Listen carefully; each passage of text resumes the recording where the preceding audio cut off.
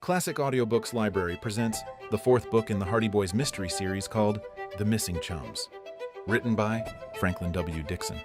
Narrated by Thade Morris. Where in the world are you listening from? Please drop your city or country in the comments below. I love seeing how far these stories go. Let's begin. Chapter 1. The Three Strangers. You certainly ought to have a dandy trip. I'll say we will, Frank. We sure wish you could come along.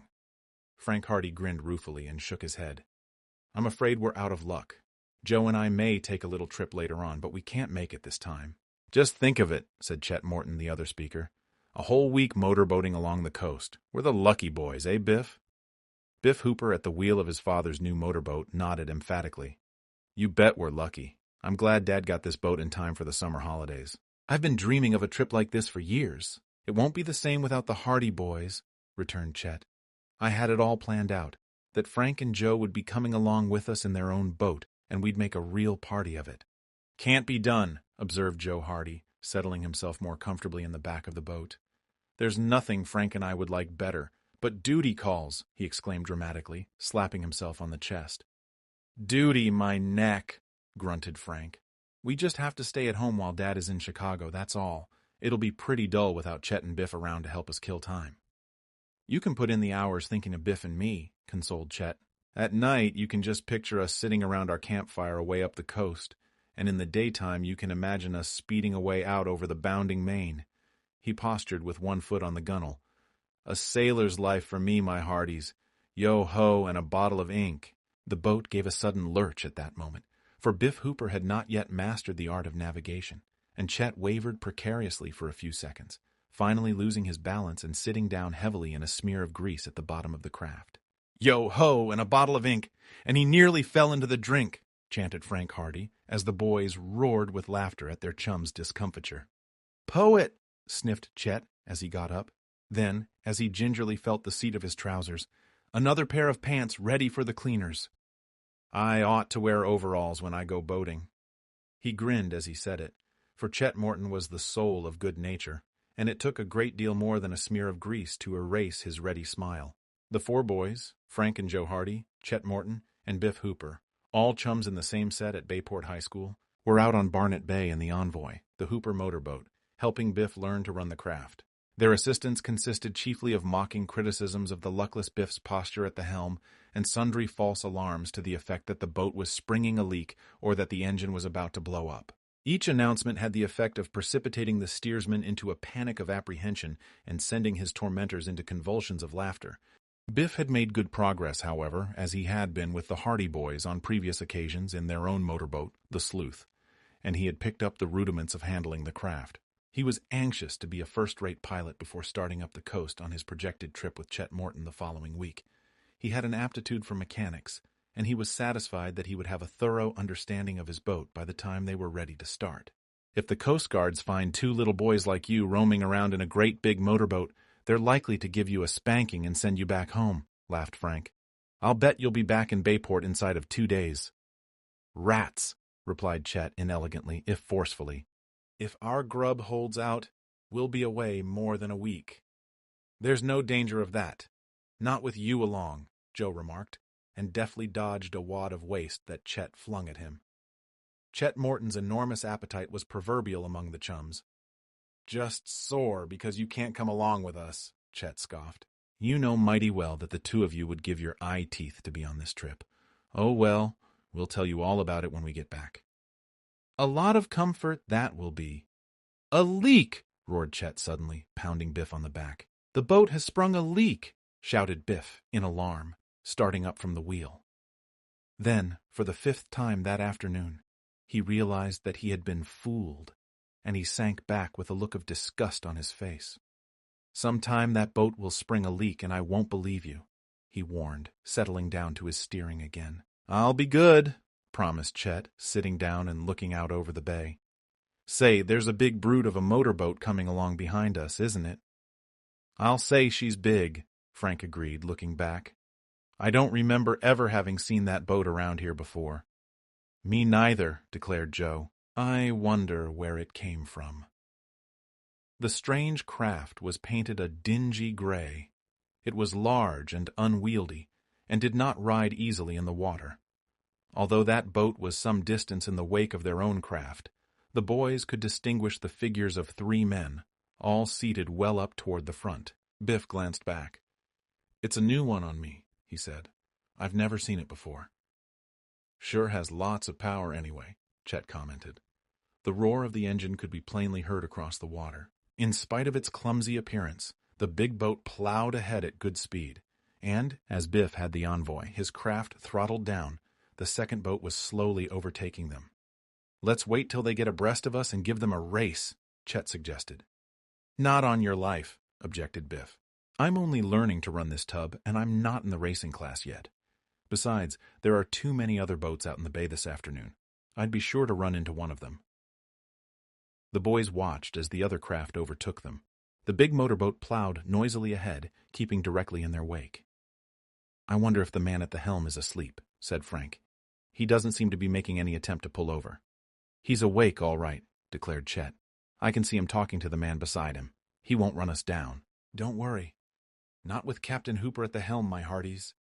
The roaring of the pursuing craft suddenly took on a new note, and the big boat seemed to leap out of the water as it increased its speed and bore rapidly down on the Envoy. Spray flew about the heads of the helmsman and his 2 passengers, and a high crest of foam rose from either side of the bow.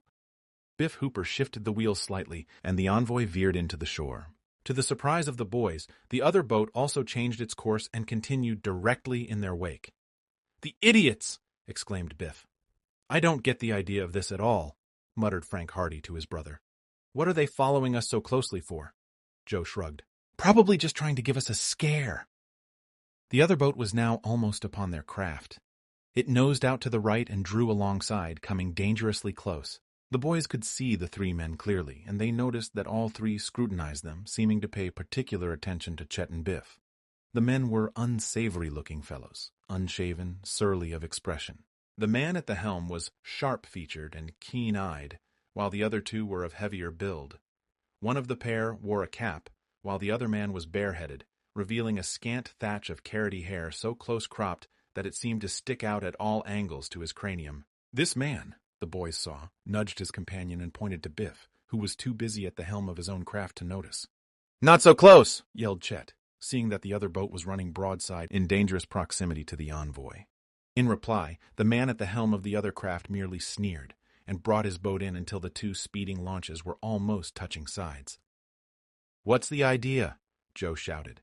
"Trying to run us down?" Biff Hooper shifted the wheel so that the Envoy would edge away from the other boat, and in this effort he was successful, for a gap of water was soon apparent between the speeding craft. But in escaping one danger, he had risked another. 2 sailboats that had been flitting about Barmet Bay that afternoon were racing with the wind, and they now came threshing along with billowing canvas immediately into the course of the motorboat. Biff had seen the sailboats previously, and had judged his own course accordingly. But in his efforts to get away from the mysterious launch, he had unwittingly maneuvered the Envoy into such a position that a collision now seemed inevitable. The sailboats seemed to loom right up before him, not more than 100 yards away. They were racing close together, one boat, but a nose in the lead. They were scudding along with the wind at high speed, and the motorboat roared down upon them. Biff Hooper bent desperately over the helm. He was so close that no matter which way he turned, it seemed impossible that he could miss one or the other of the sailboats. If he turned to the right, he would crash into them head-on. If he turned to the left, he would run before them, and a general smash-up might be the result. The men in the sailboats were also aware of their danger. The boys had a glimpse of one man waving his arms. One of the boats veered out abruptly, and the yardarm swung around. The sailboat was lying directly in the path of the Envoy. The roaring of the engine, the threshing of the sails, the warning shouts of the boys, all created a confusion of sound. The white sails seemed to loom high above the speeding boat. A hideous collision appeared to be inevitable. Chapter 2. Quick Thinking. Every second was precious. Frank Hardy realized the full extent of their peril, and in the same moment he realized the only way of averting it. Without a word he sprang toward the helm, brushing Biff Hooper aside. In this emergency, Biff was helpless. Swiftly, Frank bore down on the wheel, bringing the boat around into the wind. At the same time, he opened up the throttle so that the Envoy leaped forward at her highest speed.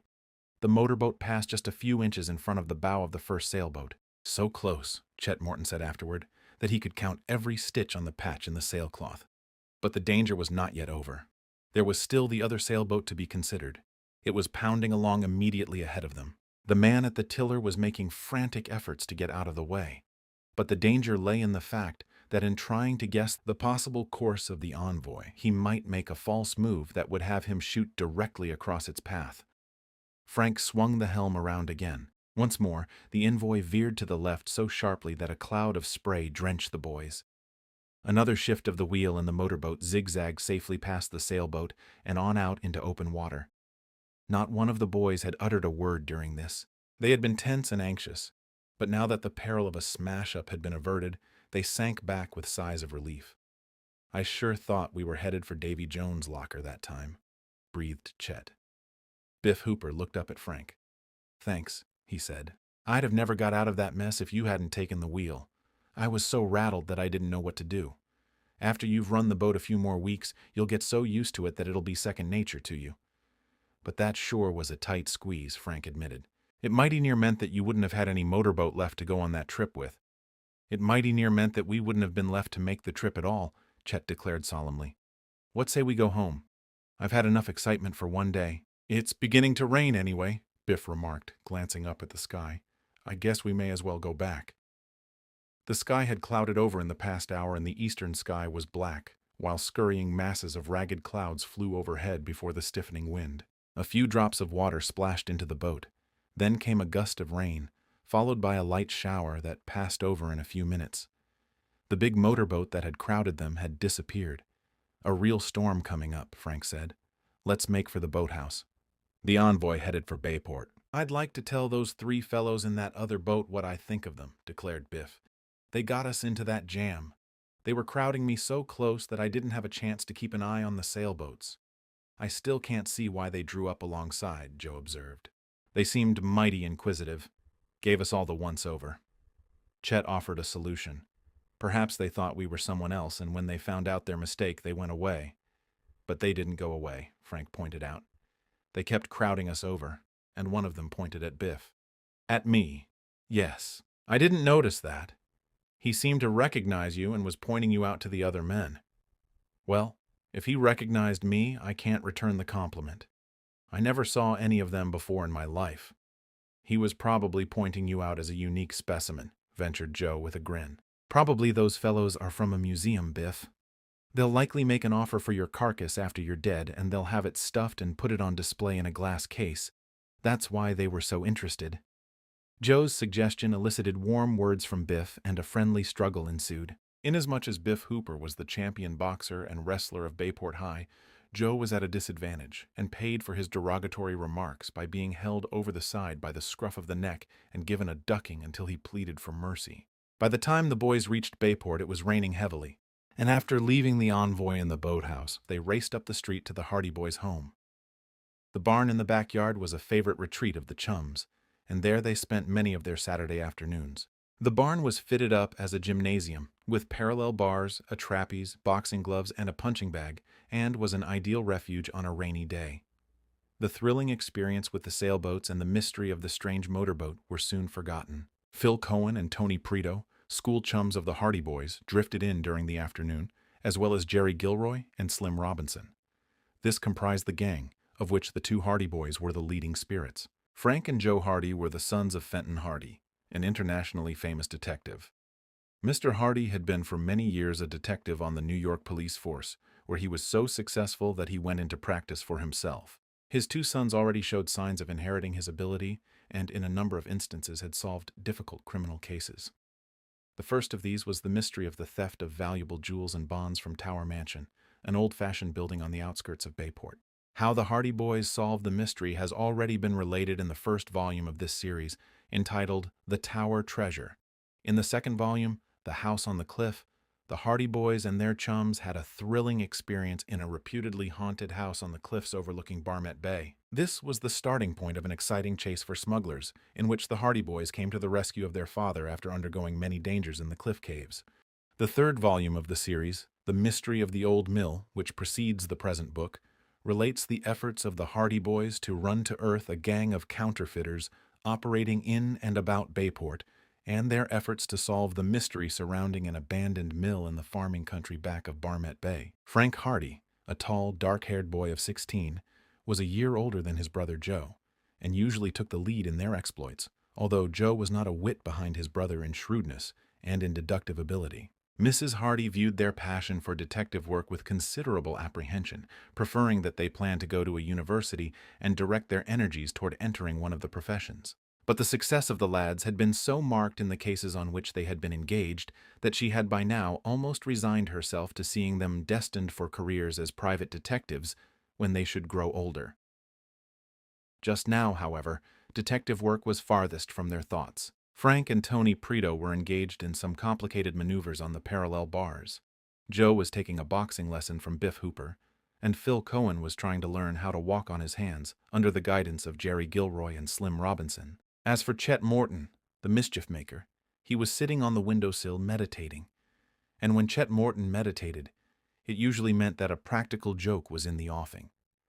"I'll bet you can't skin the cat on that trapeze, Jerry," he called out suddenly. Jerry Gilroy looked up. "Skin the cat?" he said. "Of course I can." "Bet you can't." "Bet I can." "Can't, can." "Do it then. Watch me." As every boy knows, skinning the cat is an acrobatic feat that does not necessarily embrace cruelty to animals. Jerry Gilroy was not unjustly proud of his prowess on the trapeze, and Chet Morton's doubt of his ability to perform one of the simplest stunts in his repertoire made him resolve to skin the cat as slowly and elaborately as lay within his power. He grasped the trapeze bar with both hands, then swung forward, raising his feet from the floor, bending his knees. Chet edged forward, presumably to get a better view of proceedings, but at the same time he tightened his grip on a long, flat stick that he had found by the window ledge. Jerry slowly doubled up until his feet were above his head, immediately below the bar, and then commenced the second stage of the elaborate back somersault, coming down slowly toward the floor. At this juncture, the rear of his trousers was presented as a tempting mark to the waiting Chet.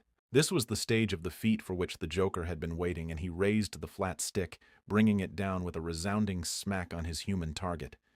There was a yelp of pain from Jerry and a roar of laughter from Chet.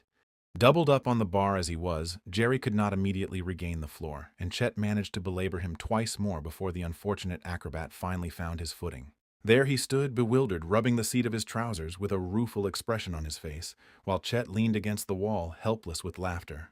The other boys joined in the merriment, for they had stopped to witness the incident, and after a while Jerry achieved a wry smile, although he looked reflectively at his tormentor as though wondering just what form his revenge should take. No one enjoyed Chet Morton's practical jokes more than he did himself. He whooped with laughter, wiped the tears from his eyes, and leaned out of the window, spluttering with mirth. "Oh boy," he giggled. "The expression, 'on your face.'" Then he was away again, leaning across the windowsill weakly, shaking with laughter. Jerry Gilroy tiptoed quietly up behind him. A quick movement and he lowered the window until it was against Chet's back. The practical joker suddenly stopped laughing and turned his head. "Hey, what's the matter?" he inquired. He was pinned down by the window and he could not see Jerry picking up the flat piece of board that had been the instrument of torture a few minutes previously. But a suspicion of the truth came to him, and a roar of laughter from the other boys warned him that vengeance was due. It came. Smack! Chet Morton wriggled and squirmed, but he was pinned helplessly by the weight of the window against his shoulders, and he presented a more tempting target for Jerry's ministrations with the flat stick, and a more stationary target as well than Jerry had presented for him. Smack! Smack! Smack! He roared with pain and, helpless as he was, danced vainly on the floor in his efforts to escape. Jerry Gilroy belabored him across the rear with that stinging stick until his desire for revenge had been fully satisfied, while the other boys howled with glee at the manner in which the tables had been turned. Finally, when Jerry tossed the flat stick away and joined the others in their laughter, Chet managed to raise the window and escape. "Can't see what you're all laughing at," he grumbled as he sat down carefully on a nearby box. Then he rose hurriedly and rubbed the tender spot. "He laughs best who laughs last," quoted Jerry Gilroy. "Guess I've got to get home," announced Biff, a moment later, and soon he and the others were on their way, dodging through the rain. Then Frank and Joe put the barn in order and went into the house. They felt particularly carefree and never dreamed of the news they were to hear or of how it was to affect them and their chums. Chapter 3. A Shady Trio. I am sure my man is in Chicago. I know for a fact that he went west, and the Windy City would naturally be his hiding place. Fenton Hardy tapped the library table reflectively with a pencil. Mrs. Hardy put aside the magazine she had been reading. Are you going to follow him? I'll trail him right to the Pacific coast if necessary. Frank and Joe Hardy, who had been standing by the window, disconsolately watching the rain streaking down the pane, looked around. Who is he, Dad? Asked Frank. One of the cleverest and most daring bank robbers in the country. I've been after him for almost a year now, and it's only been within the last few weeks that I've ever come anywhere near catching him. What's his name? Fenton Hardy laughed. I've made you curious, eh?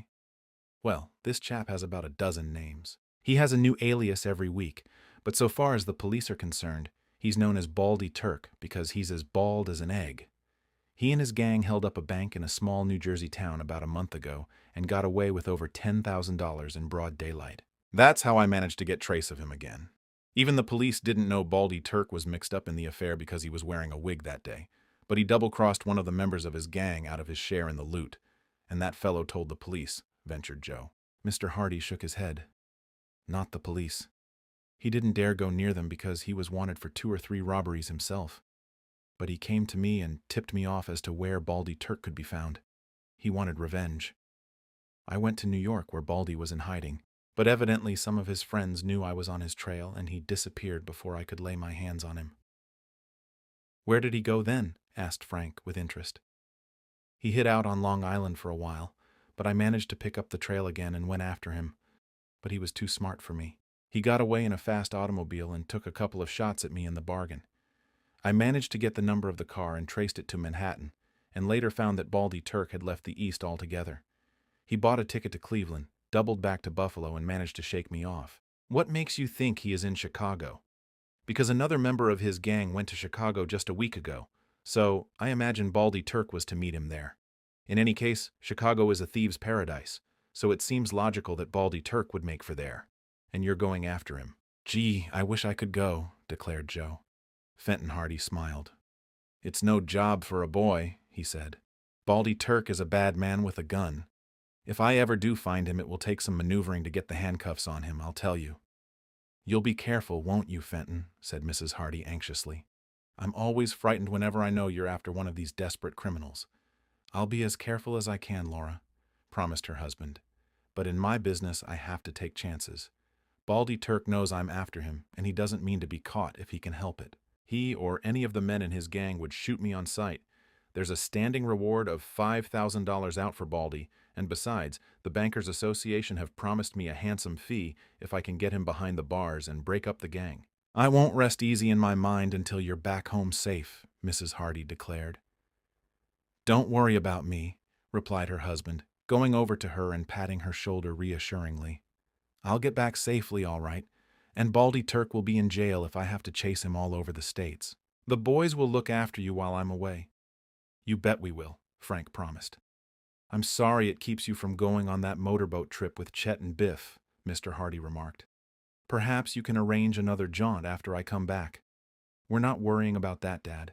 We don't mind staying at home. That's the spirit, approved their father. When do you leave? Frank asked. I'm waiting for a letter from a friend of mine in Chicago. If he writes as I expect he will write, I should be away by the day after tomorrow. Then let Baldy Turk watch his step, observed Joe. We'll both have to watch our step, answered Mr. Hardy, smiling. If I don't get him, he'll probably get me. Well, I'm betting on you. Mrs. Hardy shook her head doubtfully, but said nothing. She knew that her detective husband had escaped death at the hands of desperate criminals many times in the course of his career, and there seemed to be no reason why he should not bring Baldy Turk to book just as he had captured many other notorious criminals in the past. But this time she had a vague premonition of danger.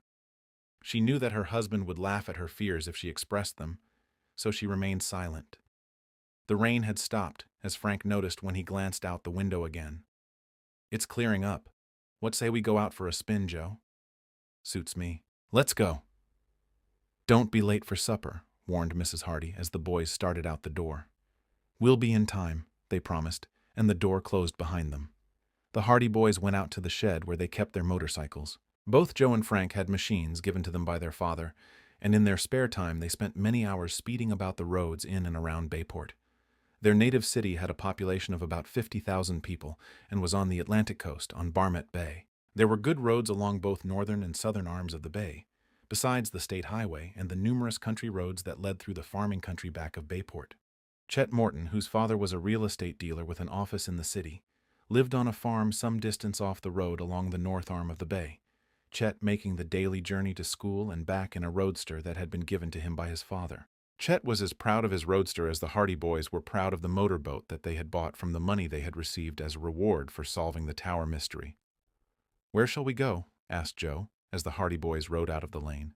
"Let's go to the Morton farm and see Chet." "Good idea. I wonder if he's able to sit down yet," replied Joe, alluding to Chet's practical joke earlier in the day. The motorcycles roared and spluttered as the boys sped along the gleaming pavements of the city. They rode through the main streets, threading their way easily through the traffic until at last they were at the outskirts of Bayport. Finally, they left the city behind and reached the road leading toward the Morton farm. The leaves of the trees were still wet with rain, and the luxuriant grass by the roadside glistened with the heavy drops. The air was cool and sweet after the storm. The roads had dried quickly, however, and the boys experienced no inconvenience. They reached the Morton farmhouse in good time, and Chet's sister, Iola, answered their knock. Iola was a pretty girl of about 15, one of the few girls at whom Joe Hardy had ever cast more than a passing glance. He lowered his eyes bashfully when she appeared in the doorway. "Chet just left in the car about 10 minutes ago," she said smilingly, in answer to their inquiry. "It's strange you didn't meet him. He probably went by the other road. We'll catch up to him. Won't you come in?" No thanks," stammered Joe, blushing. "Guess we'll be going." "Oh, do come in," said Iola coaxingly. "Callie Shaw is here. Is she?" Frank brightened up at this intelligence, and at that moment a brown-eyed, dark-haired girl about his own age appeared in the hall. "Hello," she called, smiling pleasantly and displaying small, even teeth of a dazzling whiteness. "Let's go," muttered Joe, tugging at Frank's sleeve. He was incurably shy in the presence of girls, especially Iola. But Frank did not go just then. He chatted with Callie Shaw for a while, and Iola tried to make conversation with Joe, whose answers were mumbled and muttered, while he inwardly wished he could talk as freely and without embarrassment as his brother. At length, Frank decided to go, and Joe sighed with relief. The girls bade them goodbye after again urging them to come inside the house, and the boys departed. "Whew," breathed Joe, mopping his brow. "I'm glad that's over." Frank looked at him in surprise. "Why? What's the matter?" "I thought you liked Iola Morton." "That's just the trouble. I do," answered Joe mysteriously, and Frank wisely forbore further inquiry. They mounted their motorcycles again and rode down the lane, out to the road. Hardly had they gone more than a few hundred yards, however, than Frank suddenly gestured to his brother, and they slowed down. Pulled up beside the road was an automobile, and as the boys drew near, they saw that 3 men were in the car. The men were talking together, and they looked up as the boys approached. Something in the attitude of the trio aroused Frank's suspicions, and this prompted him to ride slower. There seemed no apparent reason why the men should have pulled their car up beside the road, for they were not repairing a breakdown, and they were still a little distance from the lane leading to the Morton farmhouse. Then, as the motorcycles slowly passed the car, and the 3 men sullenly regarded the 2 boys, Frank suppressed an exclamation of surprise. The 3 men in the car were the 3 men who had pursued the boys in the motorboat earlier in the day. Frank and Joe drove past, conscious of the scrutiny of the unsavory trio in the automobile. The men did not speak, although Frank noticed that one of them drew his cap down over his eyes and muttered something to one of his companions. When they had gone by, Joe glanced back. The men were paying no further attention to them, but were leaning close together, evidently having resumed their interrupted conversation. There was something stealthy and secretive in their demeanor that was far from reassuring. "Did you recognize them?" asked Frank, when they were out of earshot. "I'll say I did. The same gang that followed us in the motorboat. I wonder what they're up to. Up to no good by the looks of them. That's a queer place to park their car. So close to the Morton farm, too." "They look like a bad outfit to me," remarked Joe. "I'd like to know more about them. There was something funny about the way they chased us in the boat. And don't you remember how closely they looked at Chet and Biff? It seems funny to see them hanging around the farm. Well, They haven't done us any harm. I suppose it's none of our business, but I'd sure like to know what their game is. Let's find Chet and tell him." They increased their speed and before long overtook Chet Morton on the shore road. But Chet laughed at their fears. "You're too suspicious," he said. "They had probably just stopped to fix a tire when you came along.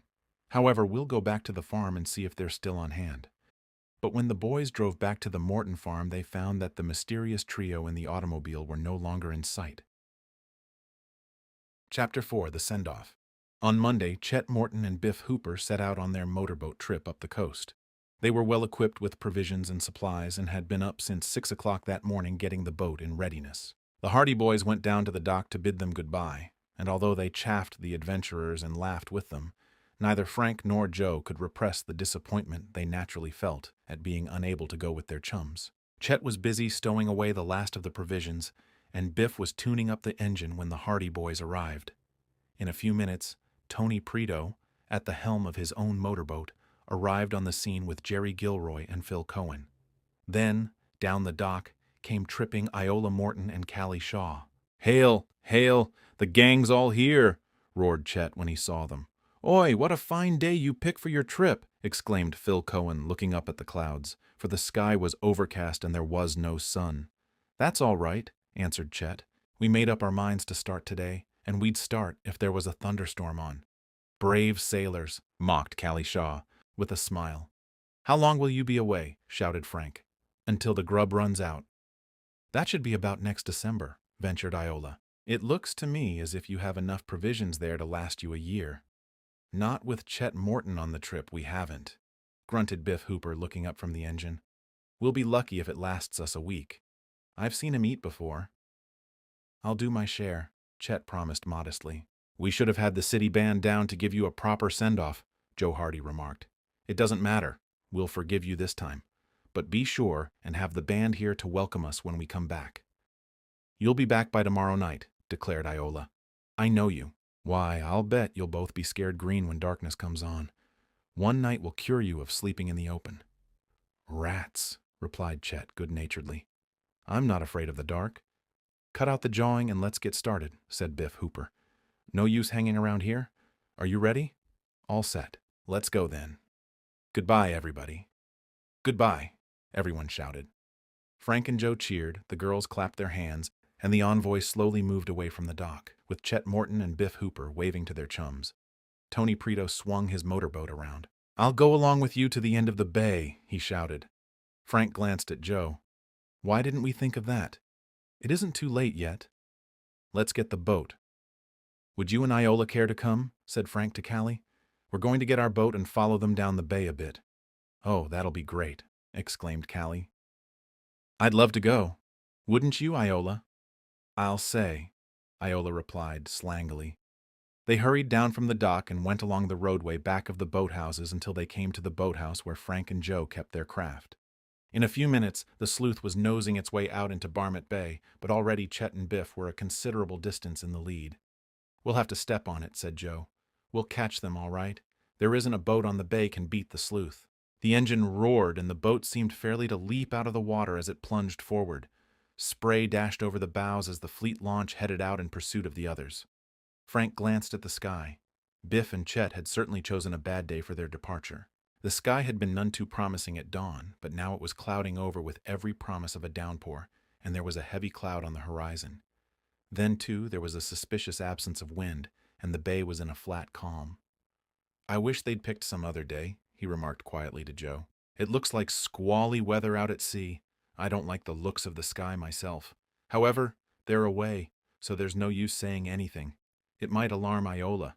The sleuth was rapidly overhauling the other boats, although Tony and Biff were engaging in a spirited race down the bay. The girls enjoyed the swift progress and were laughing with excitement as they saw the distance narrowing between Frank and the others. Suddenly a low rumble of thunder caused Frank to glance up at the sky again. With remarkable rapidity, the huge cloud he had previously noticed had spread over the entire sky, causing gloom to spread over the bay. A few white caps were apparent on the surface of the water, and there was a splatter of rain. "Guess we'd better turn back," he said, turning to the others. "Why, what's the matter?" asked Callie. "Storm coming up." The girls had been so intent on the chase that they had not noticed the lowering clouds, but now Callie gave a murmur of astonishment. Why, it's going to pour. And I haven't brought my slicker with me. We'll be drenched. But what about Biff and Chet? Exclaimed Iola. I think they'll turn back too when they see what they're heading into, replied Frank. It looks like a bad storm. As though in corroboration of his words, a sheet of lightning and a violent clap of thunder heralded the beginning of the downpour. The wind came in from the sea with a violence that surprised them, came whistling down across the bay over a wide line of tossing whitecaps, driving before it a leaden wall of rain. The two motorboats in the lead were blotted from view, although Frank had seen that Tony Prito was already turning back before the gloomy wall of rain hid him from sight. Slowly, he brought the motorboat around. The moaning of the wind rose in volume. Waves slapped at the sides of the boat. White spray rose above the bows. The sky was black. The speeding craft fled before the oncoming storm, but the wall of rain swept down upon them with a whistle and a howl. The streaming sheets of water poured from the dark sky, whirled onward by the raging wind. The boat rocked in the tossing waves. Frank crouched at the helm, his jaw set, his face stern. The girls huddled in the stern, seeking protection from the sudden downpour. Joe found a sheet of tarpaulin in a locker and gave it to the two girls, who draped it over their heads, and it afforded them some shelter. The boat was swaying madly as it ran on through the huge waves that surged on every side. Frank could scarcely see Bayport ahead through the blinding rain and gloom. "Where is the other boat?" shouted Joe, above the clamor of the storm. Frank looked back. Tony Prito's boat had disappeared. Frank wondered how the other boys were faring. He had every confidence that Tony would make land in safety, for the Italian lad was skillful at the helm, and he had iron nerves. But he was not so sure that Biff Hooper and Chet Morton would weather the gale so easily. Biff had only mastered the rudiments of motorboating, and a storm such as this was enough to test the mettle of the most skillful sailors. He wondered if he should not turn back and go in search of Biff and Chet. When he had last seen them, they had been heading directly into the teeth of the gale, out to the open sea. Surely they would not be foolhardy enough to go on. He glanced back, and when he saw Iola's frightened face, he knew that it was impossible to turn back now, for he was responsible for the safety of the girls, and there was grave peril in braving the storm just then. He opened the throttle further and felt the sleuth respond as it leaped ahead into the tossing whitecaps through the shifting screen of rain. Thunder rolled and crashed. Lightning flickered across the gray void and rent the dark sky in livid streaks. The waves were tossing like white-crested monsters seeking to devour them. Frank peered through the raging gale, and he could vaguely discern the city lying ahead. A few lights were twinkling feebly, for the storm brought the darkness of twilight with it. The gale had sprung up so suddenly that they had been entirely unprepared. Frank devoutly wished that he had taken heed of the warning given by that ominous sky before he started out in the motorboat. He was greatly alarmed for the safety of the girls because he knew that the storm was one of the worst that had ever swept over Barmet Bay. "We'll be lucky if we make it," he muttered to himself. Then, to reassure the others, he turned and grinned.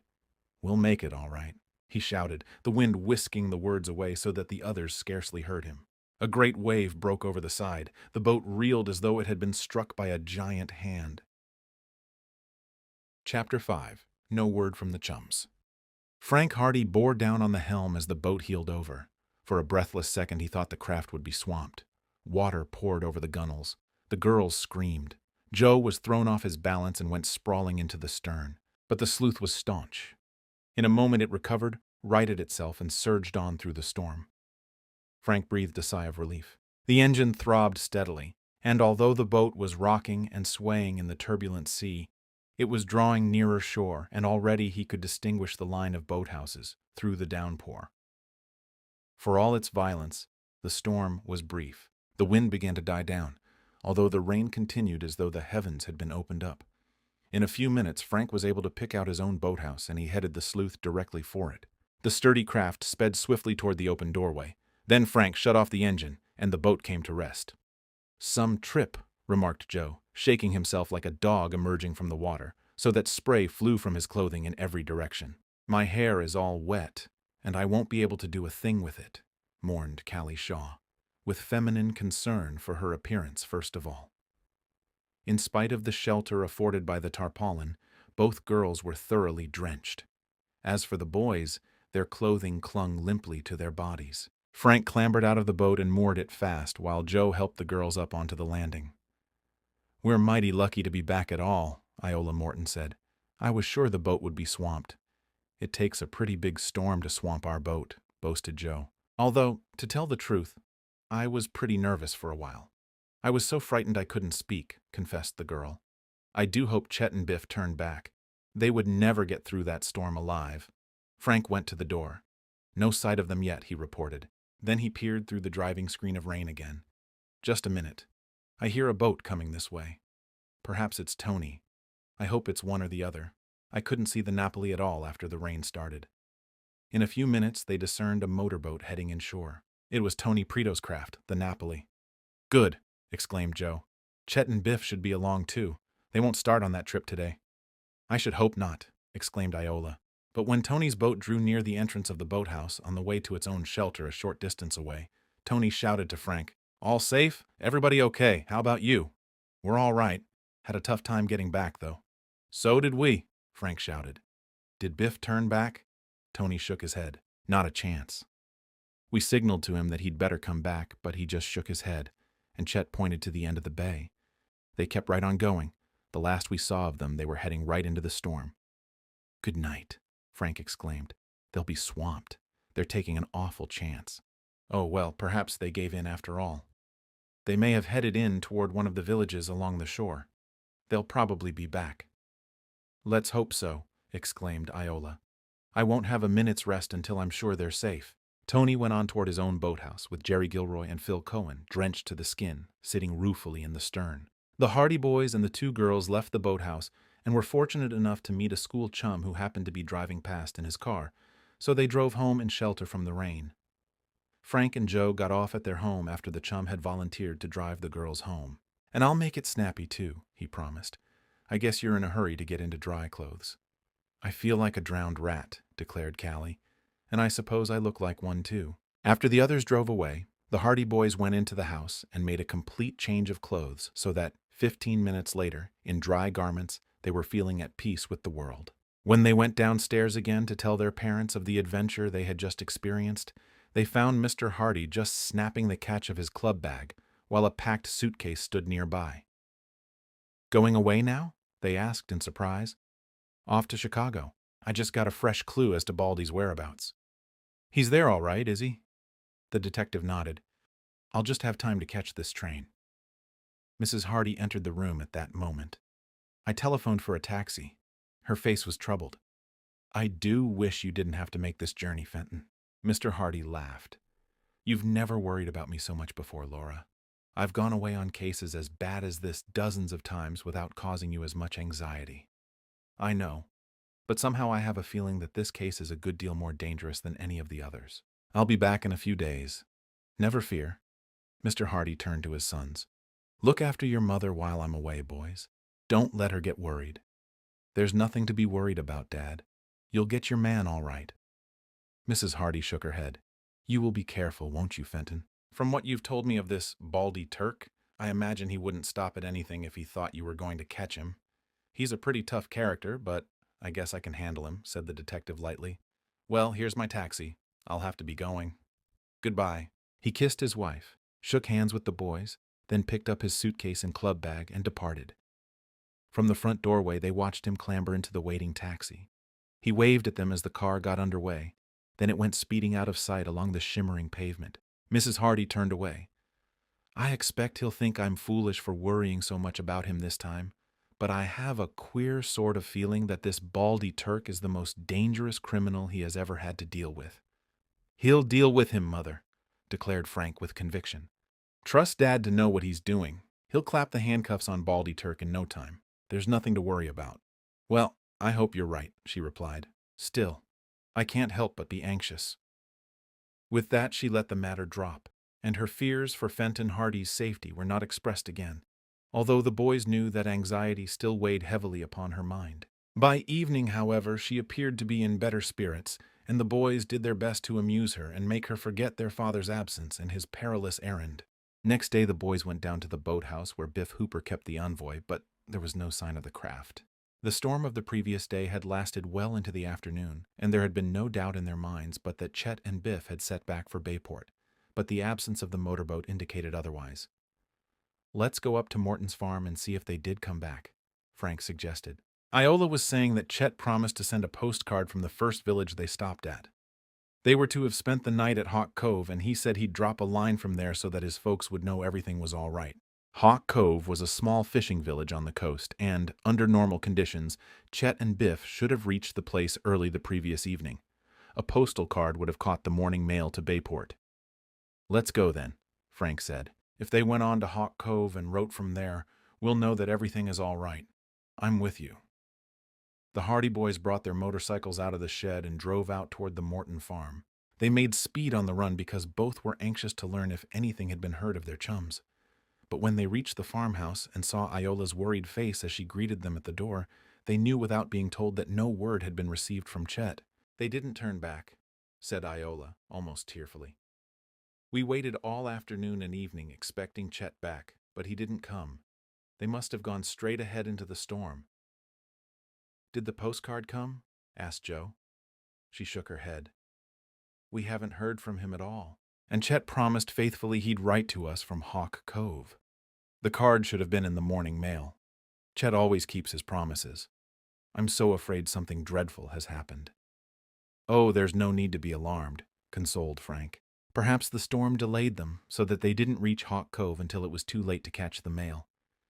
Or perhaps they stopped off at one of the other fishing villages down at the entrance to the bay. A dozen things might have happened. You'll probably hear from him tomorrow. Or tonight, perhaps." "That storm was too terrible," declared the girl. "They should never have gone on. They should have turned back when the rest of us did." "I guess they didn't want to turn back once they had started," ventured Joe. "Biff doesn't like to admit he's licked." "Neither does Chet," the girl replied. "They're both headstrong, and I guess they thought we'd make fun of them if they had to come back to Bayport and start over again. Well, we'll be back tomorrow." "I'm sure you'll hear from him by then," said Frank reassuringly. "And if we hear anything, we'll let you know. Please do." The Hardy Boys walked back to their motorcycles. When they were out of hearing, Frank remarked in a low voice, "I don't like the looks of this at all. I'm beginning to think something has happened." Chapter 6. Missing. No word came from Chet Morton or Biff Hooper the following day, although the parents of the chums tried to allay their fears by assuming that the lads had not stopped off at Hawk Cove after all or had neglected to write. As is the way of boys the world over, when 3 days passed without further news, the situation became serious. "They were wrecked in that storm, I know it," declared Iola Morton, with conviction, when the Hardy Boys called at the farmhouse on the third day. "Mother is almost frantic, and Daddy doesn't know what to do. It isn't like Chet to make us wait this long for some word of where he is, particularly when he knew we'd be anxious." "The Hoopers are terribly worried about Biff," Joe put in. "We went over there last night to see if they had heard anything. Mr. Hooper had telephoned to nearly all the fishing villages up the coast, but none of them had seen anything of the boat." Iola turned pale. They hadn't seen the boat at all? Frank shook his head. "Either the boys were wrecked or they were swept out to sea," said the girl. She turned away and dabbed at her eyes with a handkerchief. She was on the verge of breaking down. "Oh, can't something be done to find trace of them?" "It's time we were getting busy," Frank agreed. "I think we'd better organize a searching party." "With the motorboats?" asked Joe. "Yes. We can take our boat. Perhaps Tony Prito will be able to come along with the Napoli, and we'll get the rest of the fellows. We can cruise along the bay and up the coast, and perhaps we'll find some trace." "Will you do that?" asked Yola, brightening up. "Oh, if you only will. At least we'll know that someone is searching for them." "I've been thinking that possibly their boat got wrecked, and they were washed up on an island or on some part of the coast a long way from any village," Frank observed. "I don't think they've been drowned. They are both good swimmers, and it would take a lot to kill either of them." "Well, if we're going to go, we may as well get started." "All right, Joe. We'll take some grub with us and count on staying until we find some trace of them." "Perhaps 2 or 3 days." A sudden thought struck Joe. "How about Mother?" Frank whistled. "Gosh, I'd forgotten. But perhaps she can get someone to stay with her. Seeing it isn't a pleasure trip we're going on, she might let us go." "Oh, I hope she does," exclaimed Iola. "As long as we know you boys are out searching for Chet and Biff, we'll be a lot easier in our minds." "Well, let's go back home and see what arrangements we can make," Frank said briskly. The sooner we get away, the better." The lads mounted their motorcycles and turned toward the city. The idea of organizing a searching party for the missing chums had occurred to Frank previously, but he had been waiting, hoping against hope that some word might be received regarding the two boys. The fact that Mrs. Hardy would be left alone at home had been the one circumstance that had prevented him from starting out in search of the chums before this, but now the situation seemed to warrant action at all costs. "If Mother is afraid to stay at home alone, I guess the trip is off," he said to Joe. "But when she knows how serious it is, I don't think she'll mind." "I don't like to leave her alone myself," replied Joe. "But someone has to organize a searching party. I've been more worried about Chet and Biff than I'd like to admit." "Me too." When the lads returned to the house, they found Mrs. Hardy opening the morning mail. She had a letter in her hand as they entered the living room, and she glanced up with a smile of pleasure. "We're going to have a visitor." "Who?" "Your Aunt Gertrude." Frank glanced at his brother. Well did they know their Aunt Gertrude. She was a maiden lady of middle age, who spent the greater part of her life in a sort of grand circuit series of visits to all her relatives far and near. Aunt Gertrude had no fixed place of abode. Accompanied by numerous trunks, satchels, and a lazy yellow cat by the name of Lavinia, she was apt to drop in at any time in the course of a year, brusquely announcing her intention of remaining for an indefinite stay. Then she would install herself in the guest room and proceed to manage the household until the hour of her departure. Aunt Gertrude was formidable. Her word was law. And, because she was possessed of a small fortune and a sharp tongue, none dared offend her. Relatives had discovered that the best plan was to suffer her visits in silence and pray for her speedy departure. Now she was coming to visit the Hardys. "Aunt Gertrude is coming? Isn't that great?" exclaimed Joe. Mrs. Hardy looked at her son suspiciously. The Hardy boys had never been known to evince much enthusiasm over Aunt Gertrude's visits before. The worthy lady had a habit of regarding them as though they were still in swaddling clothes, and she invariably showed a tendency to dictate as to their food, their hours of rising and going to bed, their companions, and their choice of literature. Many a Sunday afternoon she had thrust on them a weighty volume of Pilgrim's Progress, and sat guard over them as they miserably strove to pretend an interest in the allegorical adventures of Bunyan's hero. "I didn't think you cared for Aunt Gertrude," ventured Mrs. Hardy when she saw that both Frank and Joe were beaming with satisfaction. "When will she be here?" "This afternoon, according to her letter. She never gives one a great deal of notice. She couldn't have come at a better time." "For once in her life, Aunt Gertrude will be useful," Frank declared, and with that, he told his mother of their desire to organize a searching party for the missing chums. Mrs. Hardy had been deeply concerned over Chet and Biff since their departure from Bayport, and now she agreed that a search should indeed be conducted. "And now that Aunt Gertrude is coming, you won't be afraid to stay here alone," Joe pointed out. Mrs. Hardy smiled. "And you'll leave me here all alone to the mercies of that managing woman? There's not much use having us all here. Aunt Gertrude will run things anyway, whether there's 3 of us or 100. "Yes, I suppose so. Well, I shan't be afraid to stay here as long as Aunt Gertrude is in the house. I imagine any burglar would rather deal with a vicious bulldog. Go ahead on your trip. When do you intend to start?" "As soon as we can see Tony Preto and the rest of the boys. We want to make a real searching party of it. By the way, when will Aunt Gertrude arrive?" "On the 4 o'clock train, I expect." "Then we'll leave at about 3 o'clock, declared Frank with a grin, for the boys' dislike of their tyrannical aunt was no secret in the Hardy household. Mrs. Hardy smiled reprovingly, and the lads hustled away in search of Tony and the other boys. Tony Preto was afire with enthusiasm when they broached the subject to him. A few words with Mr. Preto, and he obtained permission to have the use of the Napoli for as long as would be necessary. "We'll start out as soon as we can get ready," Frank told him. "See if you can get Jerry and Phil to go with you, and we'll go and look up Perry Robinson. Perhaps he'll come along with us. We don't want to lose any time." Perry Robinson, more familiarly known as Slim, readily agreed to accompany the boys on the search. "You bet I'll go," he declared. "When do we start?" 3 o'clock if we can be ready by then. Meet us at the boathouse and bring along some grub." "I'll be there," promised Slim.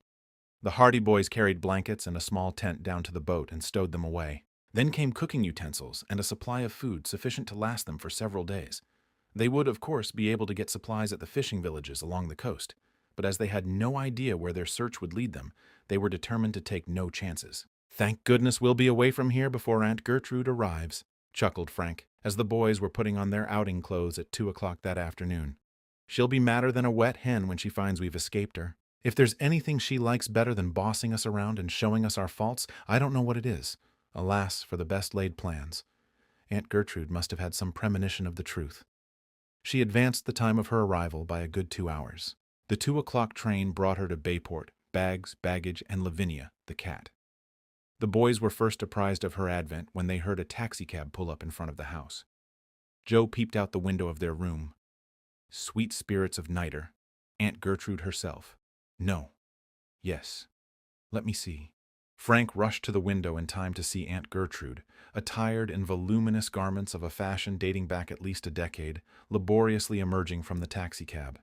She was a large woman with a strident voice, and the Hardy boys could hear her vigorously disputing the amount of the fare. This was a matter of principle with Aunt Gertrude, who always argued with taxi drivers as a matter of course, it being her firm conviction that they were unanimously in a conspiracy to overcharge her and defraud her at all times. With Lavinia under one arm and a huge umbrella under the other, Aunt Gertrude withered the taxicab driver with a fiery denunciation, and, when he helplessly pointed to the meter and declared that figures did not lie, she dropped both cat and umbrella, rummaged about in the manifold recesses of her clothing for a very small purse, produced the exact amount of the fare in silver, counted it out, and handed it to the man with the air of one giving alms.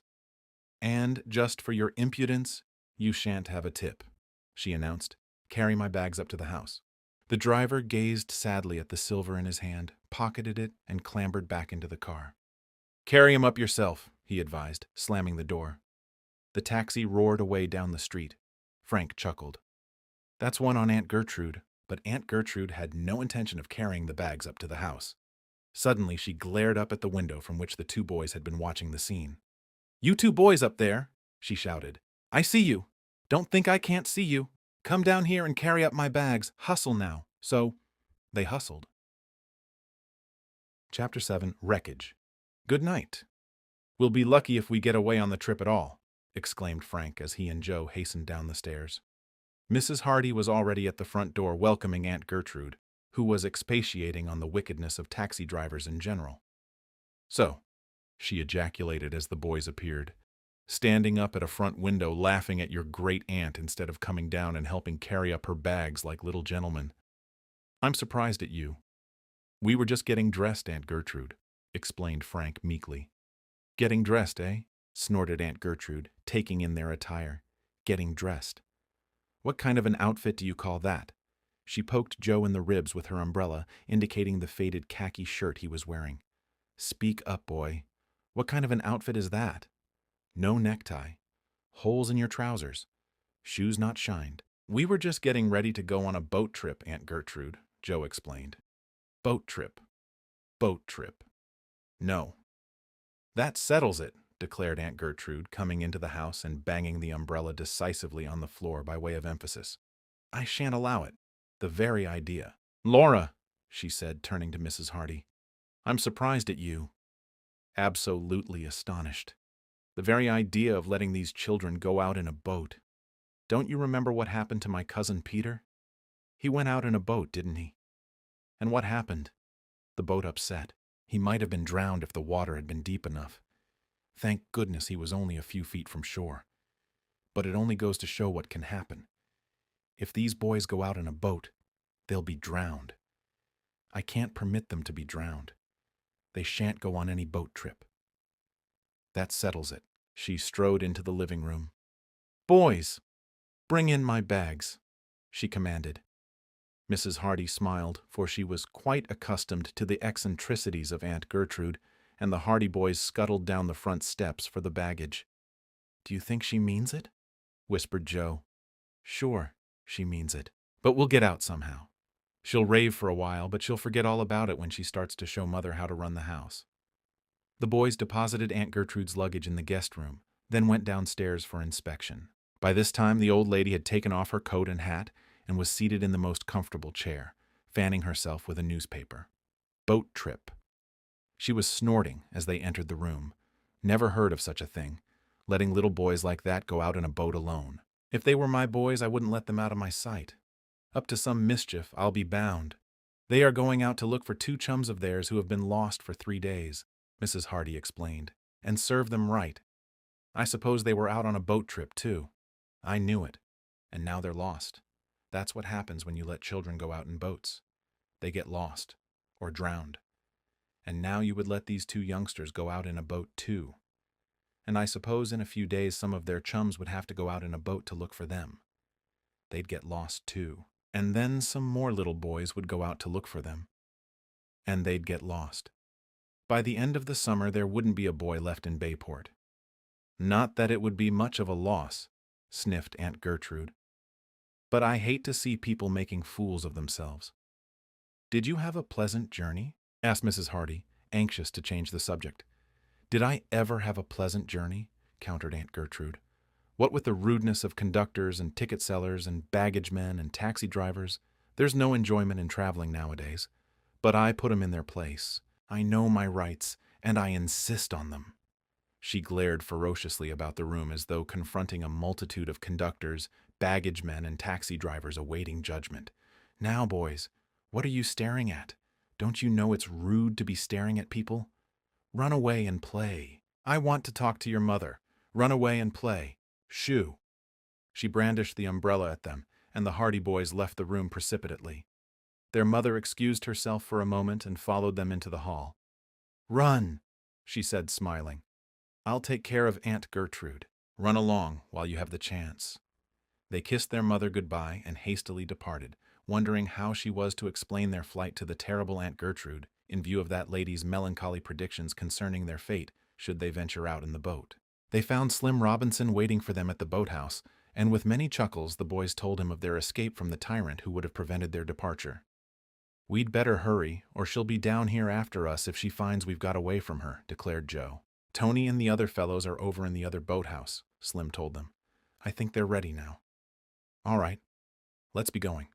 Frank started the engine of the sleuth, and the motorboat moved slowly out into the open bay. He steered a course for the entrance to Preto's boathouse, where Tony and the others were waiting. As soon as Tony saw him, he started his own craft, and the Napoleon nosed its way out abreast of them. All set? Shouted Frank. All set. Away we go. The 2 boats drummed their way out into Barmet Bay and headed out toward the sea side by side, picking up speed when they had threaded their way through the shipping near the docks. It was evening before they reached the first village on the coast, after leaving the bay, and although they made numerous inquiries, they failed to find any trace of their chums. No one in the village had seen or heard a motorboat during the storm, although they readily admitted that the craft might have passed without being noticed, owing to the gloom and the violence of the gale. The chums spent the night at this village and resumed their journey the next morning, going farther up the coast. Their progress was necessarily slow because there were numerous small villages, and they stopped at them all to make inquiries. But in every case, the answer was the same. No motorboat answering to the description of the Envoy had been seen. None of the fishermen had heard of the craft. It's 10 chances to 1 that they was wrecked in that storm, an old fisherman at one of the villages declared when they told him their story. Unless they were mighty lucky, they wouldn't get past Ragged Reef. They might get this far up the coast, but they'd never get past the reef. Where is that? Not far from here. Up past the next point. Seems to me I heard one of the boys saying this morning that there was some wreckage on the reef yesterday. There's none of our boats missing from hereabouts, so maybe it's them young fellers. The 2 motorboats thereupon started for Ragged Reef. The lads were downhearted. They had little hope that they would ever find their 2 companions alive. The words of the old fisherman struck terror into their hearts. When they rounded the point, they saw the black and ominous line of Ragged Reef before them. A jagged and irregular series of rocks jutting above the surface of the water in the form of a huge semicircle. This was the reef on which the Envoy might have come to grief. Fortunately, the day was calm so that the searchers were able to venture more closely to the reef than they might have otherwise dared. Frank edged the sleuth in toward the rocks as closely as possible. Suddenly, he gave an exclamation. The fisherman was right. There is wreckage there. He pointed to a few broken fragments of wood that could be discerned against the rocks. Joe picked up the marine glasses and peered at the fragments for some time. It's wreckage of a boat of some kind, he declared gravely, lowering the glasses at last. Whether it's from the Envoy or not, I couldn't say. Slim also looked through the glasses. He was able to see more fragments of wreckage farther along the reef. Some boat has been battered to pieces along here. There isn't enough wreckage left to tell whether it was a motorboat or a sailing vessel. He scrutinized the mainland. Nothing there, he announced finally. Not a sign of life, nor wreckage either. It's all on the reef. So interested had the boys been in the fragments of broken wood on the jagged rocks that they had not noticed that the motorboat was edging in closer to the reef. There was a strong current at this point, and, unnoticed by the boys, the boat was being carried irresistibly forward. A warning shout from the lads in the Napoli told them of their danger. Frank had throttled down the engine so that the sleuth had been almost drifting. Now he sprang for the helm, conscious of the peril that had crept so insidiously upon them. The great black rocks of the reef loomed closer. The motorboat seemed to be dragged mercilessly toward its doom. The powerful current had the craft firmly in its grasp. Chapter 8. The Strange Letter. The engine roared as Frank Hardy opened the throttle and bore down on the helm of the sleuth. The grip of the current about the reef was so strong that, for a moment, it seemed that the motorboat could not fight against it. Then, slowly, the craft swung about, seemed to remain motionless for a moment, and then began to forge ahead, away from the reef. Fighting against the force of the current, the motorboat made slow progress. Still, it was gaining ground. The boys waited tensely as the craft struggled out of danger. Gradually, the sleuth drew away from the reef. Gradually, the grip of the current relaxed. Frank cautiously nosed the boat over to the left and managed to get out of the current altogether. The whole affair had occurred in a few seconds, but it had seemed an eternity to the boys in the boat and their chums in the other craft. It would only have been a matter of moments before they might have been swept swiftly down onto the treacherous reef. "That'll teach me to watch where I'm going," said Frank, as he sat back and mopped his brow. "There was mighty near a lot more wreckage on that reef," remarked Slim soberly. "The boat wouldn't have lasted long if we'd piled up on those rocks. I'll say it wouldn't. I think we'd better get away from here. We'll never be able to get close enough to identify that wreckage. Might as well go on up the coast." They drew up alongside the Napoli and, after discussing the narrow escape they had just had from being cast up on the reef, acquainted the other boys with their decision to continue the search. "There's no use trying to get closer to that wreckage," declared Frank. "It's all in small pieces, and we probably wouldn't be able to say whether it was from the Envoy or not, if we did reach it. We may as well go on up the coast and keep making inquiries at the other villages." This plan they followed, but to no avail. Their inquiries were fruitless. The Envoy, with Chet and Biff, seemed to have vanished into thin air. At none of the fishing villages were they able to find anyone who had seen or heard of the missing motorboat. As for the wreckage on the reef, no one was found who could enlighten them. 2 or 3 fishing boats had been wrecked during the storm, but they had met their fate farther up the coast, and in each case the scene of the wreck was known to the fishermen. "It might have been your friend's boat, and it might have been only some old wreckage washed down the coast by the storm," said one keen-eyed salt. "You'd best give up the search. If they're drowned, and that's all there is to it. If they were wrecked and managed to save themselves, they'll make their way to the nearest village, and they'll get home from there without any trouble. If you haven't found any trace of them by now, there isn't much use going any further, for they would never have got this far up the coast, having been seen by some of the fishermen." The boys reluctantly agreed that his advice was sound. They turned back for Bayport. When they returned to the city and reported that their quest had been unsuccessful, they were scarcely prepared for the sensation that the news aroused. The Hoopers were frantic with anxiety as their last hopes were dashed. The Mortons were almost stunned. They had hoped against hope that the search would bring them at least some news of the missing boys. The local papers featured the story, and the city was aroused. In every village and town along the coast, to north and south, people were discussing the mysterious disappearance of the motorboat and its human freight.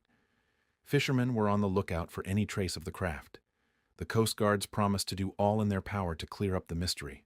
But when 3 days more went by and there was still not the slightest solution in sight, the opinion became general that the boat had been wrecked in the storm and had gone to the bottom. The 2 boys were given up for lost. The Hardy boys and their chums were gradually forced to the belief that Chet and Biff had perished. Then came an incident that temporarily drove the tragic affair from the minds of Frank and Joe, because it concerned their own home more intimately. Aunt Gertrude had greeted them on their return with a barrage of scathing comment on their disobedience in leaving on the trip in spite of her avowed disapproval, and she expressed the greatest amazement because they had returned alive after all. "You may thank Providence that you got back," she declared in her characteristically brusque fashion.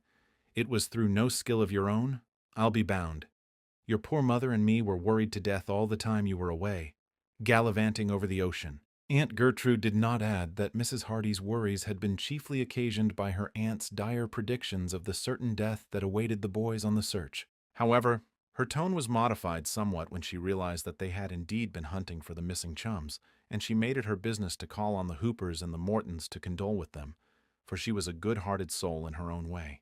Although it is to be feared that her condolences did more to add to the certainty that the boys were drowned than they served to cheer up the sorrowing parents. The third day after the Hardy boys returned, she was sorting over the morning mail, having duly taken charge of every department of the household. "Ha!" she exclaimed, holding a letter up to the light. "Here's a letter addressed to Fenton Hardy. Bad news in it, I'll be bound." Aunt Gertrude could smell bad news a mile away, Frank often said. Bad news in it. I can tell. I dreamed about haystacks last night. Haystacks. Whenever I dream about haystacks, it means bad news. I never knew it to fail. Open the letter, Laura. But it isn't addressed to me, objected Mrs. Hardy. Fiddlesticks.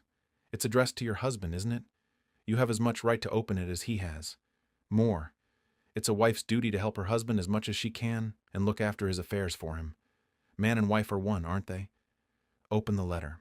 Mrs. Hardy, with some misgivings, slid open the envelope, and Aunt Gertrude, who was possessed of an insatiable curiosity, immediately seized the letter. "I'll read it for you," she offered. "Fenton Hardy, Bayport," she began.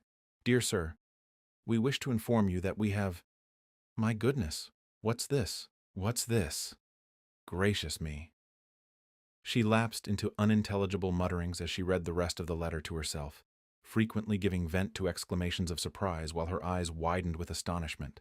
Mrs. Hardy and the boys could hardly contain their impatience until at last Aunt Gertrude laid down the letter and peered triumphantly at them over her spectacles. "Didn't I say so?" she demanded stridently. "Didn't I say there was bad news in this letter? Didn't I tell you I dreamed of haystacks last night? Haystacks always mean bad news." She looked at the letter again. Although for the life of me I can't imagine what the man means. Kidnapped. She looked up suddenly at the Hardy boys and glared at them.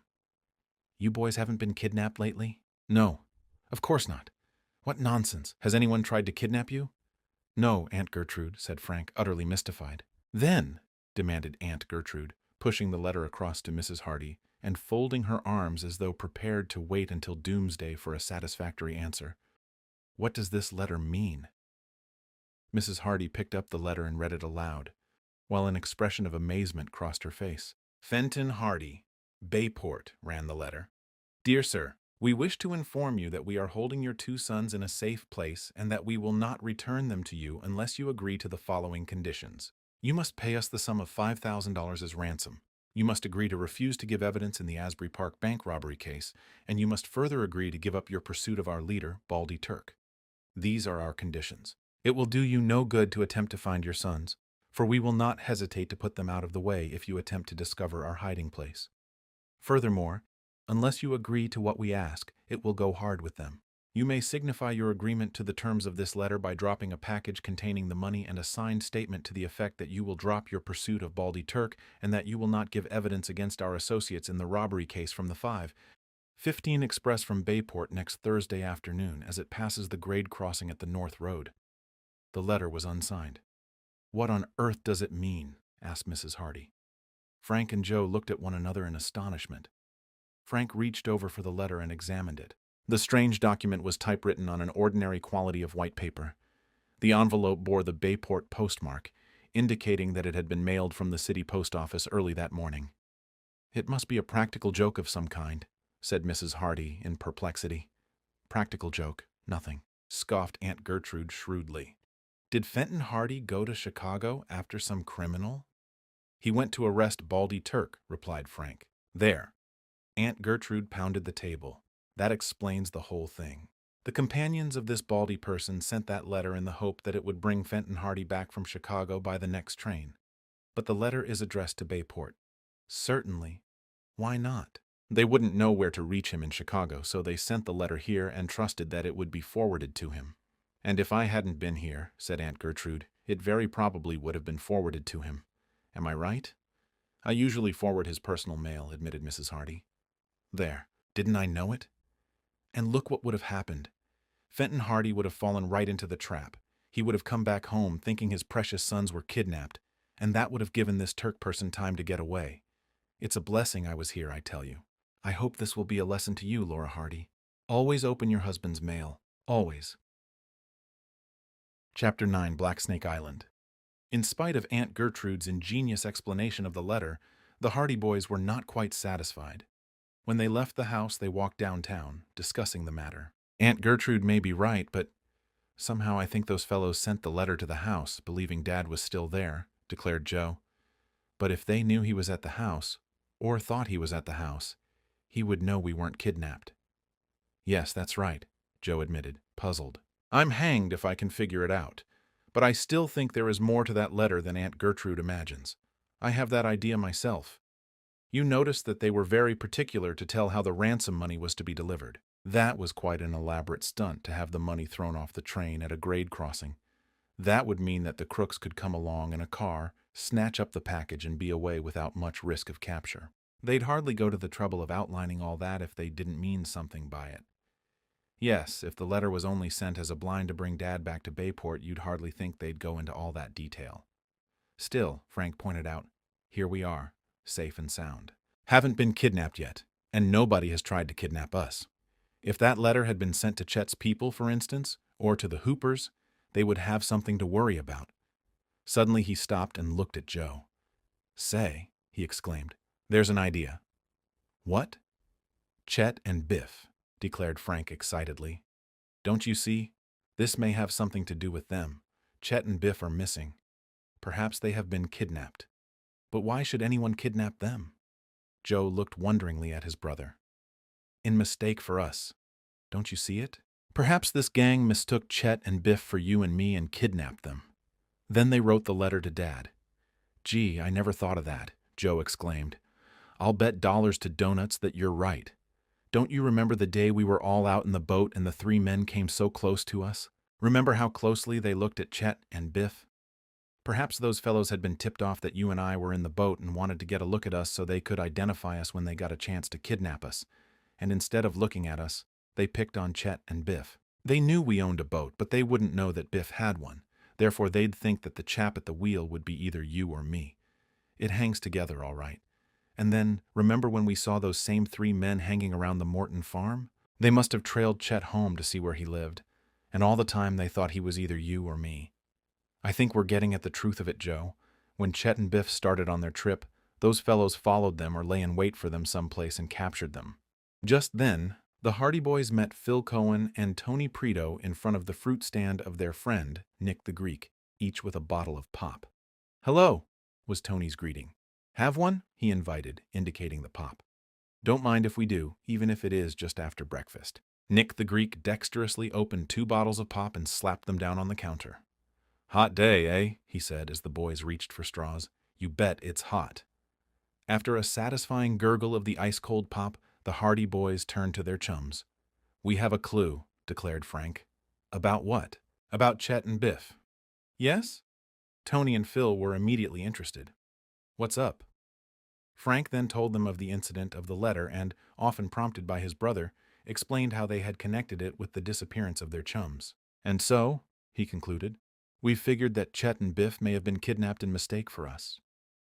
There's something in that, too, agreed Phil. And here's something else that may help. I forgot about it when we were searching for the fellows the other day. Just a little while before they went on their trip, I was talking to Chet and Biff, and I remember that Biff said he had always wanted to visit Blacksnake Island. Blacksnake Island, exclaimed Frank. That's the place that is overrun with big black snakes, isn't it? Nobody ever goes there. That's the place. And that's why it's called Blacksnake Island. And you can't blame people for staying away from it, with a name like that. But Biff had read about it and said he wanted to see what the place was like. That's Biff all over, agreed Tony. But did they decide to go? Chet didn't want to go. Blacksnake Island is down the coast, and Chet wanted to go up the coast. Sure, that's why we searched up the coast, because Chet said that was where they were going, Frank declared. Well, Biff kept on saying that he wanted to see Blacksnake Island anyway, and while Chet wasn't very much struck with the idea, he might have gone there. Perhaps they went that way after all. I wish we'd known that when we made our first search. They might have started for Blacksnake Island and got captured on the way. Frank drained the last of his bottle of pop. Say, I'd like to start another search for them and go down the coast in that direction. What do you say? I guess I can get away all right, said Tony. How about you, Phil? It's okay with me. We'll probably find it hard to get away, said Frank doubtfully. We'll go home and ask Mother anyway. You see, we're supposed to stay around the house now that Dad's away. But Aunt Gertrude is there, and if we can make a getaway without her seeing us, I guess it'll be all right. Look us up if you can make it. You bet we will. Let's go home now, Joe, and see if we can go. The boys separated and Frank and Joe returned home. They found their mother and Aunt Gertrude still discussing the letter. It's absolute foolishness, Laura Hardy. That's all it is, Aunt Gertrude declared. You'll just scare the man out of his wits and he'll be back here on the first train. Well, I've sent the message, and at least I'll know where he is. I haven't had any word from Fenton since he left, and it's been making me nervous. Fiddlesticks. The man is too busy to write. It isn't like him not to drop a line every 2 or 3 days. He is usually very particular about it. He always sends me a note at least twice a week while he's away. Well, sighed Aunt Gertrude, as though giving it up as a bad job, I suppose you know your own affairs best? But I'm telling you, I would not have sent that telegram. There. And she picked up her knitting, the needles flashing furiously. What's the matter? Asked Frank. Little boys should be seen and not heard, grunted Aunt Gertrude, glaring at him over the tops of her spectacles. I sent a telegram to your father, telling him about the letter, their mother explained. I think he should know about it. And besides, I've been worrying because he hasn't written. Where did you address the telegram? He gave me 2 addresses where I would be sure to find him in Chicago, said Mrs. Hardy. He gave me the name of the hotel he would be staying at, and he also said that police headquarters would reach him. I sent the same telegram to each place so I'd be sure to get him. Waste of money, sniffed Aunt Gertrude. At that moment the telephone rang. Mrs. Hardy answered it. The phone was in the hallway, and the boys could not hear their mother's words, but when she returned to the room a few minutes later, they saw that she was pale with apprehension. The telegraph company tells me that there is no Fenton Hardy registered at the hotel, and that police headquarters say he hasn't shown up there either, she announced gravely. The boys looked at each other in surprise. That's strange, said Frank. And he hasn't written. There's something mighty queer about this. Aunt Gertrude, for once, was at a loss for words. The knitting needles remained suspended in midair. Behind the spectacles, her eyes were wide, and her mouth remained open in astonishment. This affair gets more puzzling every minute, remarked Frank at last. Of course, Dad might have been delayed, or he might have picked up a clue that took him away from Chicago after all. But I think he would have written. Perhaps he didn't report at police headquarters in Chicago because he was afraid Baldy Turk's gang might find out he was in the city, Joe suggested. There's something in that.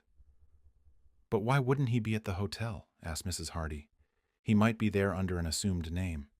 If Baldy Turk's gang are on the lookout for him, he wouldn't register under his real name.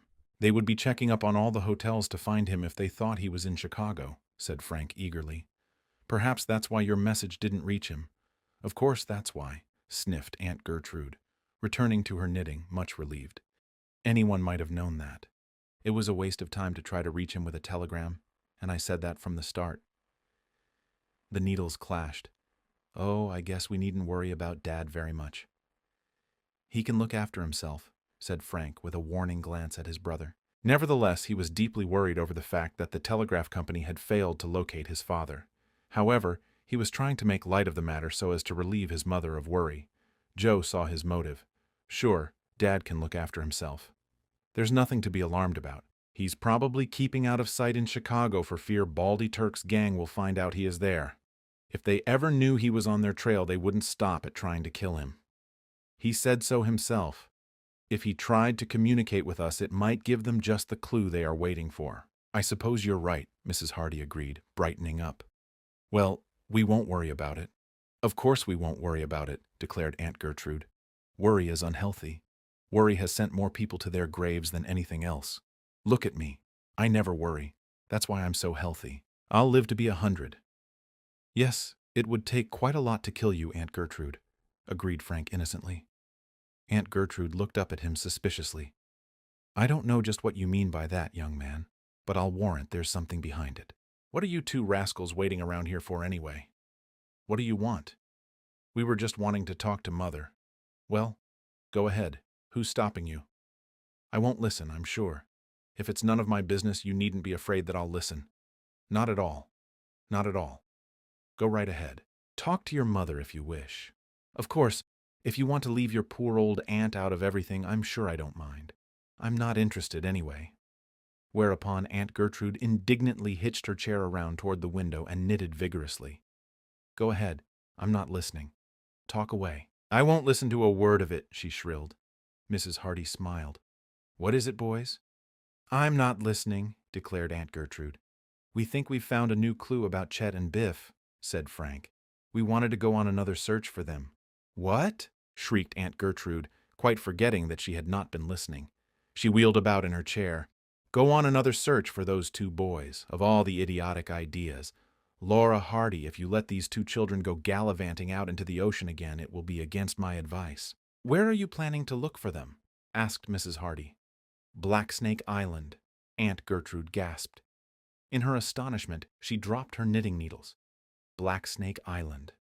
Frank Hardy, have you gone completely off your head? Chapter 10. The Boy on the Deck. Perhaps it was because Mrs. Hardy was determined to show that she was mistress in her own home. At any rate, she gave her consent to the proposed expedition. This was in spite of all Aunt Gertrude's protests and predictions of disaster. The terrible woman raved for an hour when it was definitely decided that the Hardy boys should go on the trip, but Mrs. Hardy was firm. If there was any chance that they might be able to rescue Chet and Biff, she meant that they should avail themselves of it. They explained their theory regarding the letter, and although Aunt Gertrude derided it as nonsense, Mrs. Hardy was disposed to believe that their deductions might be correct. "You may go," she said, "but take care of yourselves and don't take any foolish chances. I'm worrying enough about your father as it is." So the boys left the house before Aunt Gertrude would have an opportunity to change their mother's mind, and joyfully acquainted Phil and Tony with the news. "We're going to start right away," they told their chums. "Better get ready." "I was speaking to Slim Robinson and Jerry Gilroy," Tony told them. "They want to come along too. There isn't room for all of us in the one boat." "I was thinking of that. What's the matter with the rest of us making the trip in the Napoli? I'll get up another expedition and we'll follow you." "Good idea. One of the boys can come with us and the rest of you can go in the Napoli. Joe and I are starting right away, but when it came time to check up on the various members of the searching party, they discovered that Tony was the only one who could leave that day. Slim Robinson had to work that afternoon, as also had Jerry Gilroy, while Phil Cohen had an engagement for the evening that he was unable to break. "We'll all leave in the Napoli first thing tomorrow morning then," decided Tony. "You and Joe go ahead in your boat now and head toward Blacksnake Island. We'll be along in the morning." This was the plan agreed upon, and the Hardy boys lost no time in making ready for the trip.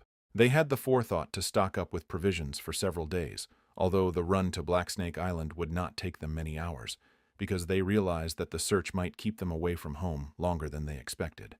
It was afternoon before they were able to get away, and all through the lunch hour they were in a constant state of apprehension, lest Aunt Gertrude prevail upon their mother to withdraw her permission for the journey. "They'll never come back alive. Mark my words," declared their aunt. "They'll be bitten by those snakes on Blacksnake Island, as sure as fate. Why, even grown-up men won't go on that island. It's a terrible place. I've read all about it." "We're not planning to explore the island, Aunt Gertrude," Frank explained. "We're going to cruise around it and see if we can find any sign of the fellows." "Cruise around it," their aunt sniffed. "As if I don't know, boys. You'll not be satisfied until you've tramped from one end of the island to the other. But go ahead, go ahead. I wash my hands of the affair. If you want to commit suicide, it's your own lookout." And she swept from the room in great indignation. Mrs. Hardy did not share her fears. She knew her sons well enough to realize that they would not run into needless dangers, and when she kissed them goodbye, her only request was that they would not stay away any longer than was necessary. The bay was calm when they started out, and the sleuth was running, as Joe expressed it, like a watch. It was a beautiful summer afternoon, and the cool breeze out on the water was in welcome relief to the sweltering heat of the city streets. Spray flicked into their faces as the motorboat raced along toward the eastern gap. When they passed out of Barmet Bay and reached the open sea, Frank headed the boat down the coast in the direction of Blacksnake Island. "It isn't far from the coast. There's a channel of a little over a mile," he said to his brother. "We won't be able to make it tonight, but we'll stop over at Rock Harbor and go on again in the morning. By that time, Tony and the others shouldn't be far behind." Toward the end of the afternoon, they were in sight of Rock Harbor, a small port, where they spied a schooner at anchor in the distance. Rock Harbor was not a shipping point of great importance, but there were always a number of miscellaneous craft in evidence. To enter the harbor, they were obliged to pass within a short distance of the schooner, swinging about beneath the bows of the vessel.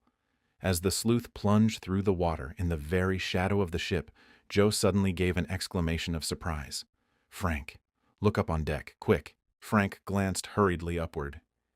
He was just in time to see the figure of a boy moving away from the rail, but there was something familiar about the young fellow that made him look incredulously at his brother. "Chet. I'm sure it's him," returned Joe hurriedly. "I didn't get a very good look at his face because he only looked over the rail and then he drew back, but I'm almost positive it was Chet. But what on earth can he be doing on that schooner? Probably he's a prisoner. Let's give him a hail." They shouted the name of their chum half a dozen times, but their only response was from a villainous-looking sailor who glared over the side at them and bade them get away from the ship. "No use causing trouble," said Frank in a low voice. "We'll go now, but we'll come back later." He steered the motorboat away from the vicinity of the schooner, but instead of going on into the harbor, he put out to sea again. "It won't be long until it gets darker. Then we'll go back. If Chet is on that ship, we'll get word to him somehow." "Well, if it isn't Chet Morton, it's his double," declared Joe. "Even if I didn't get a very good look at him, I know he was just about the same height and build and the same general appearance. What puzzles me is why he didn't call out to us. And why did he draw back from the rail in such a hurry? He mightn't have had time to call to us. Perhaps he managed to escape just for a minute or so and they dragged him back before he could give a shout. There's something in that. And of course he mightn't have recognized us. He would have recognized the boat, I'm sure. There's something queer about it. If we come back later on, we may be able to see him again. Did you notice the name of the schooner?" "Yes," answered Frank. "I watched for it. The Persis. I think what we'd better do is this. We'll go back down the coast and loaf around until it gets darker. Then we'll come back to the harbor and try to come up to the schooner quietly. If there's a rope ladder handy, I'll go up over the side and see what I can find out. It looks like our only chance. You'll have to go easy. If Chet and Biff are held prisoners on that ship, they'll be well guarded. You might be captured yourself. That's where you will come in. If you hear sounds of a struggle or if I don't come back, go right into the harbor and notify the police so they can have the schooner searched." Joe nodded. "All right. I'll keep watch." Frank steered the motorboat back along the coast again, and for the next hour or more they cruised about, waiting for twilight. At length sunset came and gradually the shadows fell. Lights began to twinkle in the town. Lights glowed from the mysterious schooner, now but a rakish shadow at the entrance to the harbor. When the lads judged that it was sufficiently dark to cover their approach, they returned, then crept quietly up on the ship. They drew up close to the schooner's stern without being noticed, and to Frank's relief he saw that a rope was dangling over the side. From the boat he reached out and seized it. The rope held fast. It supported his weight. There were vague sounds from the deck above, the shuffling of feet. A burst of laughter from forward. Most of the men, he judged, would be in port, but it behooved him to move with caution. "All set," he whispered to Joe. "Right." Frank swung himself away from the motorboat and began to climb slowly to the deck. Water lapped against the schooner's hull. The night was very quiet. Complete darkness had fallen by now. In a few moments Joe could only distinguish his brother as an obscure shadow as he clambered slowly upward. Anxiously, Joe Hardy watched. He saw his brother climb higher and higher until at last his head and shoulders were silhouetted above the side of the ship. Then Frank scrambled quietly over onto the deck. He had removed his shoes so as to proceed with a minimum of sound, so that once he had disappeared over the side, Joe could hear nothing. He crouched in the boat, waiting. Finally, he heard a low whistle from the deck above. He looked up. He could see Frank leaning over the side. His brother's face was only a gray blur. He motioned with his arm, indicating that Joe was to follow him. The motorboat had been tied fast, so, although Joe was somewhat puzzled, he was nothing loath to share the adventure. Seizing the rope, he swung himself free of the motorboat, then began to climb nimbly toward the deck. The rope cut into his hands, and the climb taxed his strength, but in a few minutes he was near the top. Frank had moved back from the side into the darkness again. He scrambled over the side and dropped lightly onto the deck. Frank was crouched in the shadows waiting for him, and at that moment a heavy hand fell on his shoulder and a gruff voice said in his ear, "All right, young fellow, now we've got you both." Chapter 11. The Island. Joe Hardy started violently. Then, realizing that he had been trapped, he dropped flat on the deck, wriggling to one side, wresting himself free of the clutching hand. He heard the man who had seized him give an angry grunt. Then he saw the man lunging at him from the shadows. He dodged the outstretched arm and rolled over and over on the deck. "Grab him, Mike!" roared another voice from nearby, and then Joe was dimly aware that another struggle had started near the rail. He leaped to his feet and raced along the deck, the sailor in pursuit. Over the side, Joe shouted a voice that he recognized as being that of his brother. He fled, hearing the pounding of feet on the deck close behind him. A dark figure stepped out of the shadows immediately ahead. "Collar him!" roared the man at his back. The dark figure advanced with outstretched arms. Joe stepped neatly aside, dodged as the man swooped at him and blundered to the left. The two men collided violently, and by the time they had disengaged themselves, Joe was a good 5 yards away. The schooner was in an uproar. A revolver roared from the shadows and the darkness was cleft by a crimson splash. "Harbor thieves!" yelled a voice from behind. "Catch 'em!" Footsteps pounded on the deck. Shouts and muttered imprecations rang out. A light flared from somewhere ahead. Out of the shadows rose a man who lunged fiercely at Joe, grappled with him, and they fell to the deck together. Joe managed to wrench himself free and rolled to one side, scrambling to his feet. He heard a splash nearby and a shout. Over the side, he could hear Frank calling again. His brother's voice was far below, and he knew that Frank must have dived from the rail. He was not far from the side of the schooner, and he raced for the rail just as half a dozen figures came plunging out of the gloom, their heavy boots thudding tremendously on the deck. Again, the revolver crashed out, and again the tongue of crimson flame licked its way through the blackness. The bullet passed within a few inches of Joe's head, and he ducked instinctively. He reached the rail. Desperately, he scrambled up, but just as he poised for the dive, a great hand closed about his ankle, and someone seized the back of his coat. He felt himself dragged back, but with his free foot, he kicked out. The grasp of his pursuer relaxed, and Joe heard him grunt from the impact. The man staggered back. The moment he was free, Joe went over the side. He struck the cold water of the bay with a splash and went far down into the depths. Then he found himself rising again, and at last he bobbed up over the surface. He did not know where the motorboat was, but he swam ahead, at the same time keeping a wary eye above. He could see dark figures silhouetted above the side of the vessel, and he could hear voices. "He's down there," declared a gruff voice. "I almost had him," shouted another. "I grabbed him just as he was going over, but he kicked me in the jaw." "How many were there?" asked another sailor. "2," declared the gruff voice. "Harbor thieves, both of 'em. Come sneaking aboard, one at a time. I caught one of 'em peeping down into the galley where the cabin boy was peeling potatoes, and I followed him till he went back to the side. So I figured he had the rest of his pals down below. I grabbed him and clapped my hand over his mouth and made him wave for him to come up. But there was only one come up, and Biff here grabbed him, but he got away." "Both of 'em get away?" "Yeah, I hope they drown." Then a thrill of fear ran through Joe as he heard one of the men say, "Keep quiet. Listen, don't you hear someone swimming down there?" The voices died down. Joe could see the figures leaning over the side as the sailors intently peered down into the darkness. He ceased swimming to tread water quietly. "Take a shot at him.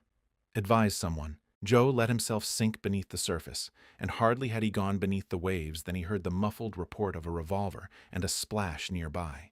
He swam beneath the water until his lungs were almost bursting. Then, when he could stand it no longer, he came to the surface again. He was deep in the shadow of the ship, and he had left the sailors behind, still watching the place where he had gone down. "I don't believe there was anyone there," muttered one of the men in a disappointed tone. "No, I guess they both got away," agreed another. "We scared 'em off anyway." "Did they steal anything?" No, they didn't have time. I nailed the first one before he'd been on the ship long. I guess he just went on ahead to see if everything was clear. Oh, I'm going to bed. As long as we scared him off. The voices died away. Relieved, Joe swam on. In a few minutes, he caught sight of a dark shape ahead. It was the motorboat. Silently, he swam toward it until he had reached the side. A voice whispered, "Is that you, Joe?" Yes. Frank had already gained the boat. He now leaned over the side and grasped Joe's hand, helping his brother on board. Dripping wet, they both crouched in the boat. "Lucky they didn't see the sleuth tied down here," whispered Frank. "I've been waiting here for you. I thought sure they had you. It was a close call.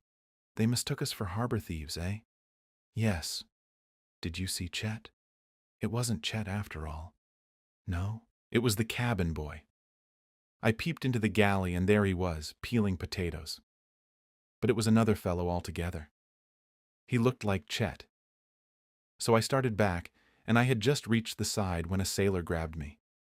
He kept his hand over my mouth so I couldn't call out. Then he grabbed my arm and made me wave over the side. "I thought you were motioning for me to come on up. It was a bad mess. Oh, well, we're out of it if we can only get away from here quick enough. I think we'd better wait for a while until the excitement dies down." The boys waited in the darkness. Gradually, the schooner became silent once more. The sailors had evidently returned to the forecastle. At length, Frank judged that they could escape without trouble. Fortunately, the engine of the motorboat responded immediately, and although the noise of their departure was sufficient to arouse the ship, the sleuth shot away into the gloom so swiftly that their escape was assured. When they were several hundred yards away, they looked back and they could see the lights of lanterns moving about near the stern, but they knew that the sailors would not put out after them. Even if they had, the motorboat would not be overtaken. They circled about in the bay for some time and eventually put back into the harbor for the night. At first, they were afraid that the men on the schooner might have given word to the harbor police to be on the lookout for them, but as Frank said, their consciences were clear and they had no doubt of their ability to explain the situation satisfactorily. However, they were not intercepted, and in Rock Harbor, they tied the motorboat up for the night, going to a nearby hotel, where a sleepy night clerk assigned them to a room. Early next morning, they were away again. "Blacksnake Island isn't far away now," said Frank. "We should be there in a few hours at the most." There was no sign of the other boys, but Frank and Joe decided that they would not wait, as the others would overtake them at the island or would meet them on their return. They had replenished their boat with oil and gasoline. They had again inspected their supply of provisions and were in every way in readiness for the last lap of their search. It was mid-morning before they came within sight of Blacksnake Island. It lay not far from the coast, a low, lean, sinister stretch of swampy land, terminating in rocky bluffs on the seaward side. There was a dank, heavy growth of vegetation, and the island seemed to steam in the summer heat. "Ugly-looking place, isn't it?" remarked Frank as the motorboat sped on its way. The craft drew closer to the island. There was no sign of life. As they came nearer, the boys could distinguish the fetid swampland facing the coast, the still, silent trees that seemed to droop beneath the scorching sun, and they felt a qualm of repulsion. Blacksnake Island was not an inviting place. It lived up to its name. It was a fit abode for serpents, not for human beings. When they were within half a mile of the island, they heard a vague but familiar sound. "Motorboat!" exclaimed Frank. They listened.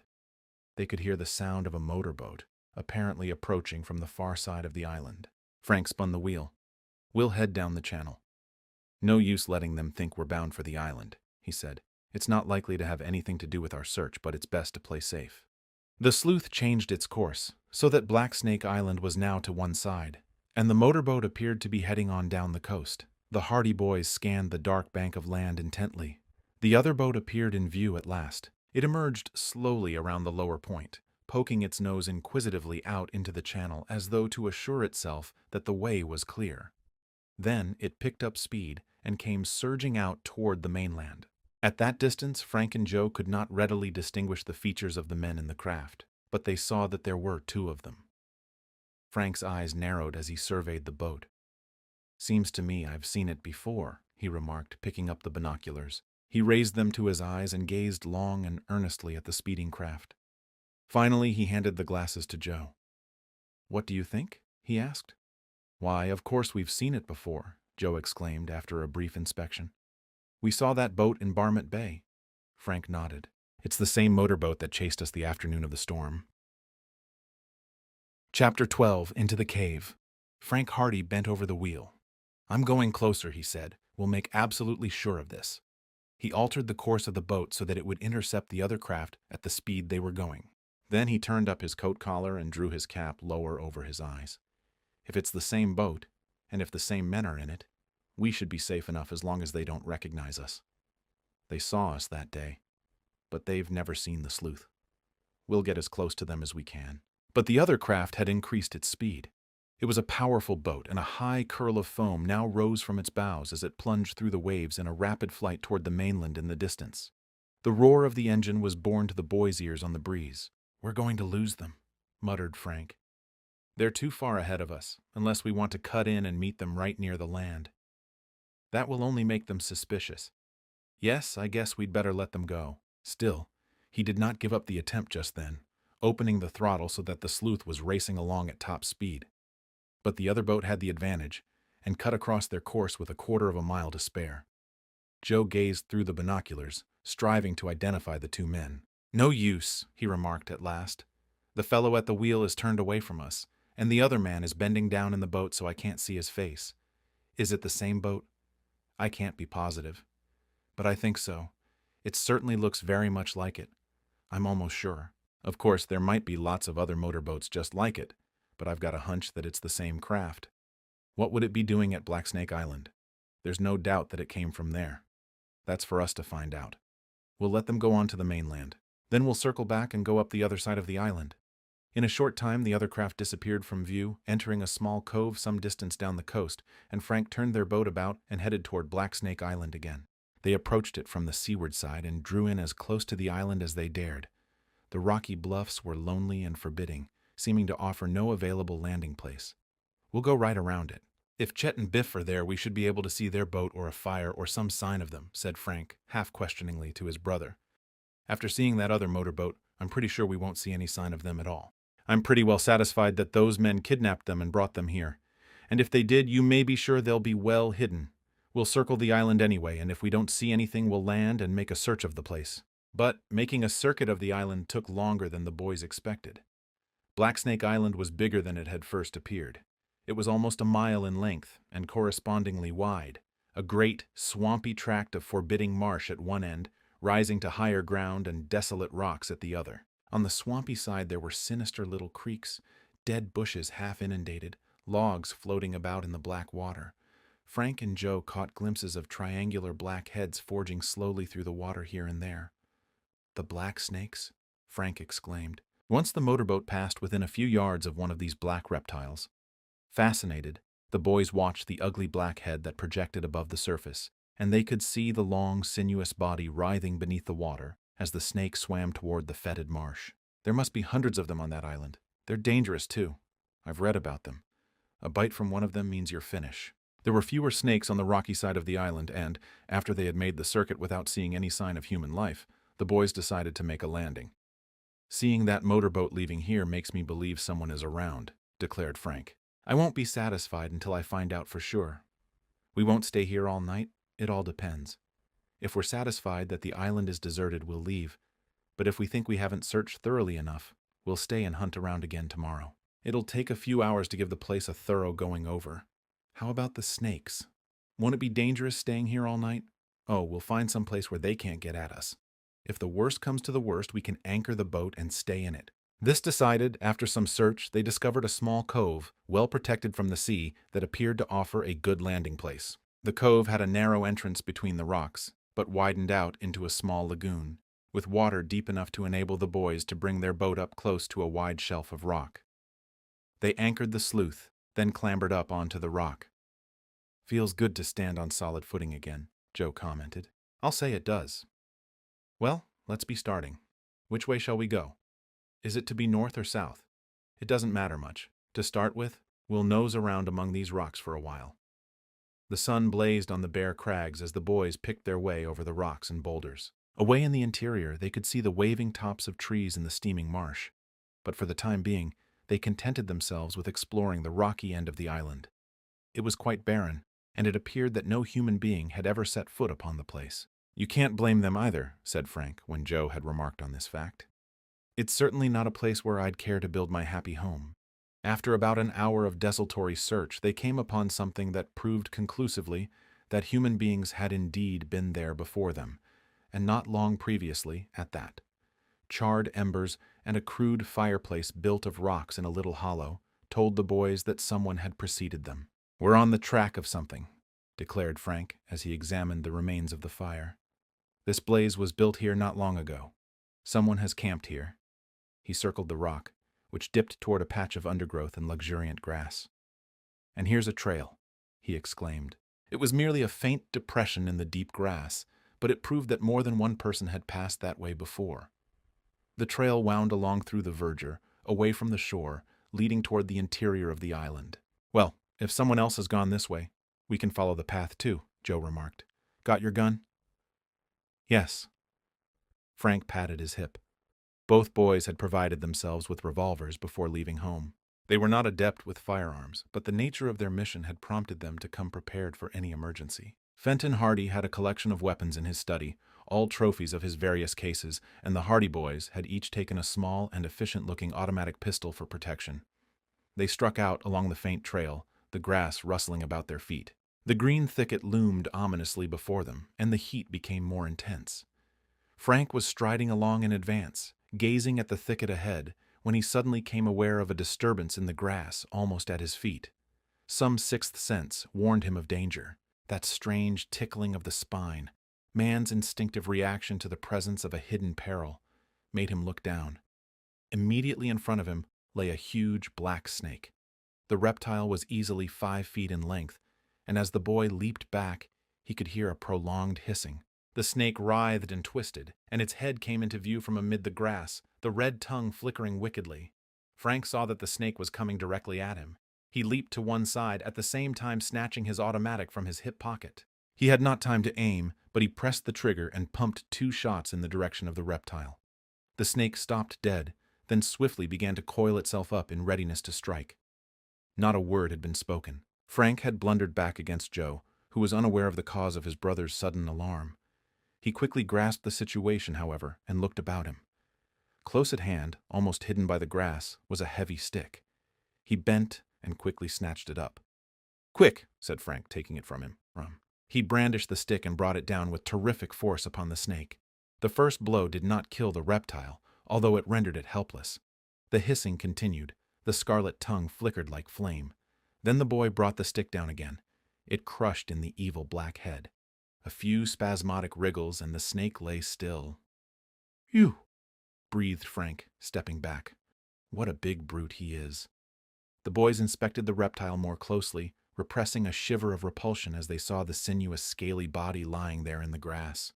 "We'd better get away from here. Path or no path. Where there's one snake there are more. Its mate is probably close by." The boys retreated until they gained the comparative safety of the rocks.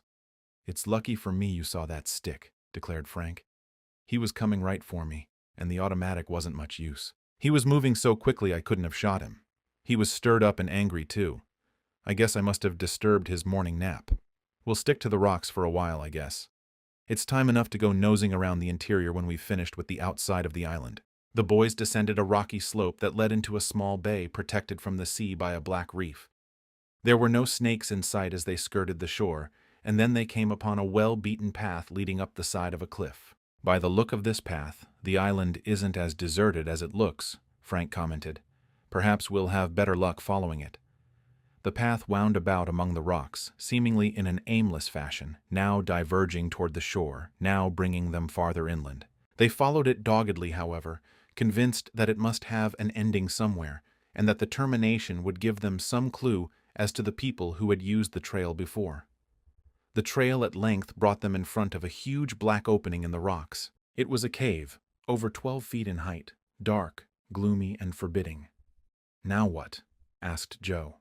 Frank glanced at his brother. "Shall we go in? You can't scare me. If you'll go, I'll go. The trail leads here. Other people must have gone in here. If they can do it, so can we.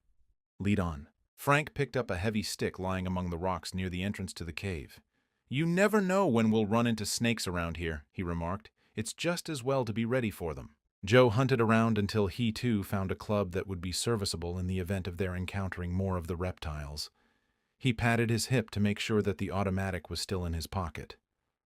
All set? All set. Frank stepped forward and entered the mouth of the cave. Joe followed at his heels. For several yards the cave was illuminated by the light from outside, but as they went on the gloom became deeper, until at length they were faced by impenetrable darkness. Frank had brought with him a pocket flashlight and he switched it on. A wide ring of light shone before them, showing the damp rock walls ahead.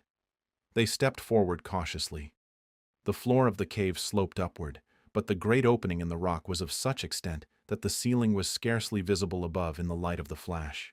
"I don't know where we're going, but we're on our way," said Frank, as they toiled on up over the rough rocks. His voice awakened tumultuous echoes that were flung back and forth from the massive walls. The flashlight showed him at length a place where the floor dipped abruptly to a steep slope, although there was still a wide ledge at the top, sufficiently wide for them to proceed.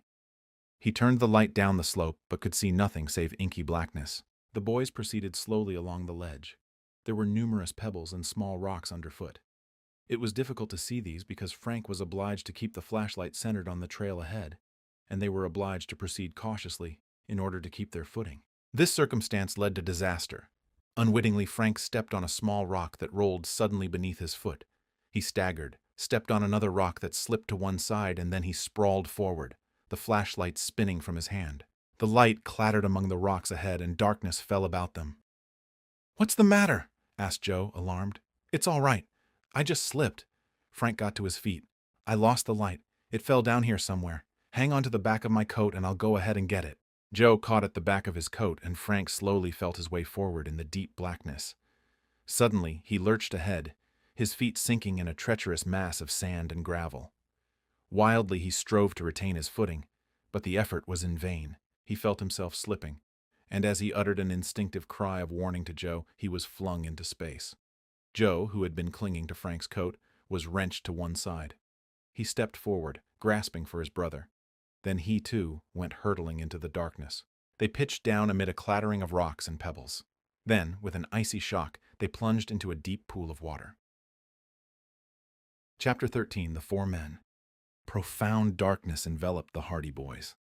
The blackness of the icy pool was no blacker than the darkness of the air above. Frank rose, spluttering to the surface, unharmed by his fall, and as he splashed about, his first thought was for his brother. "Joe!" he shouted. "Joe!" There was no answer except from the echoes, and the rocks shouted mockingly back at him. "Joe! Joe! Joe!" growing fainter and fainter until they died away to a mere whisper. Then there was a splashing almost at his side, as his brother rose to the surface of the pool and struck out blindly. "Are you all right?" called Frank. "I'm all right," gasped Joe. "Keep beside me.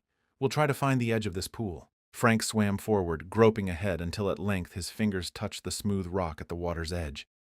But the rock was almost vertical, and it was so smooth and slippery that there was no hope of a handhold. He swam to one side, feeling the rock as he went. Despair seized him as he found that the rock still rose steeply above. If they had fallen into a circular pit, they were doomed.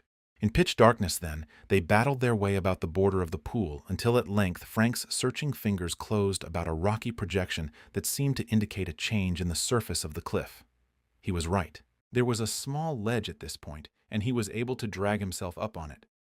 There was room enough for both of them, and he turned and grasped Joe's hand, dragging him up on the rock after him. They crouched there in dripping clothes, breathing heavily after their exertion. Presently Frank began to grope upward, still examining the surface of the cliff. He found that it sloped gradually, and that the surface was rough with a number of footholds. "I think we can climb it," he told Joe. "It's mighty dark, but if we can ever get back on the main ledge again, we'll be all right." He said this because he judged that the place that they had found was on the side of the pool that lay toward the entrance of the cave. If they had emerged on the other side and had regained the ledge, they would have been in another dilemma, because they might not have been able to cross the treacherous breach in the trail that had proved Frank's downfall. Frank groped his way up the face of the slope. He dug his foot against the first ledge and raised himself, clutching at a projection in the rock above. Then, scrambling for a further foothold, he managed to draw himself up. Here the slope became even more gradual, and by pressing himself close against the rock, he was able to crawl on up, until at length he came to a flat shelf of rock that he recognized as the main ledge that they had followed from the entrance to the cave. "I'm up," he shouted back to Joe, and then he heard a scraping on the rocks as his brother also began the ascent. Joe made the climb without difficulty and in a short time rejoined his brother on the ledge. "I guess we'd better go back," Frank said. "This cave seems to lead to nothing but trouble. We're better off out in the open. Is the flashlight lost?" "Yes. I think it smashed when it fell against the rocks. Anyway, I'm not going back to look for it in the dark. That ledge was treacherous enough even when we had the light." Step by step, proceeding cautiously, the Hardy Boys made their way back toward the entrance to the cave. Their return journey was not so precarious because the entrance to the cave shone before them as a vague gray light and guided them on their way. They reached the entrance at last and again stepped out into the bright sunlight. At first, they were dazzled after the blackness of the cave. "First of all, we're going to dry our clothes," declared Frank as he hunted around among the rocks for sticks that might serve for firewood. "I'm soaking wet." "Me too. Thank goodness it's warm out here.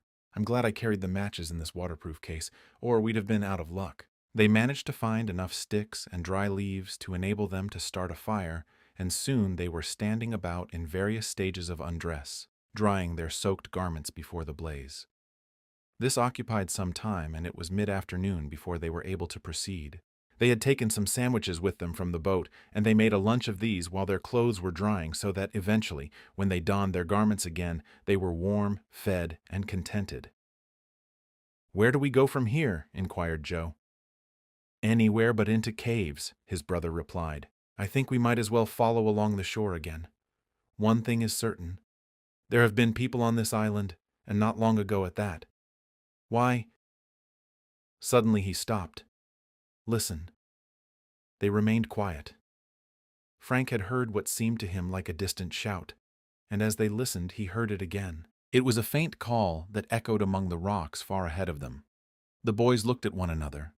Frank pressed his fingers against his lips as a caution to remain silent. Then, from among the rocks above them, they heard another shout, clearer this time, evidently in response to the one they had first heard. The first shout was again repeated. Then silence fell. "That proves it," said Frank quietly. "There are people on this island. They're calling to each other." Sounded like that. "We'll head down in the direction of the place that first shout came from. It was someone calling to someone else back up here among the rocks." They went on in the direction from which the first call had been heard. For over 10 minutes they proceeded carefully among the rocks until finally Frank caught sight of a curling column of smoke against the sky. "Campfire," he said. To approach this fire, it was necessary for them to change their course and go up through the shrubbery toward higher ground. They moved slowly, because they did not want to be seen until they had ascertained whether the strangers were friends or foes, and they were strongly suspicious that it might prove to be the latter. A moving object ahead caught Frank's eye, and he crouched down in the bushes, motioning to Joe. They peeped through the undergrowth, and before them they could see a flat surface of rock in the center of which a fire had been built. 3 men were about the fire. 2 of these were sprawled in the grass at the verge of the rock, while one was standing beside the fire stirring the contents of a pot that hung from a tripod above the blaze. It was this man that had first caught Frank's eye. The strangers had not noticed the Hardy Boys' approach. "We'll crawl up closer," whispered Joe. Frank nodded. They began to make their way quietly forward through the bushes.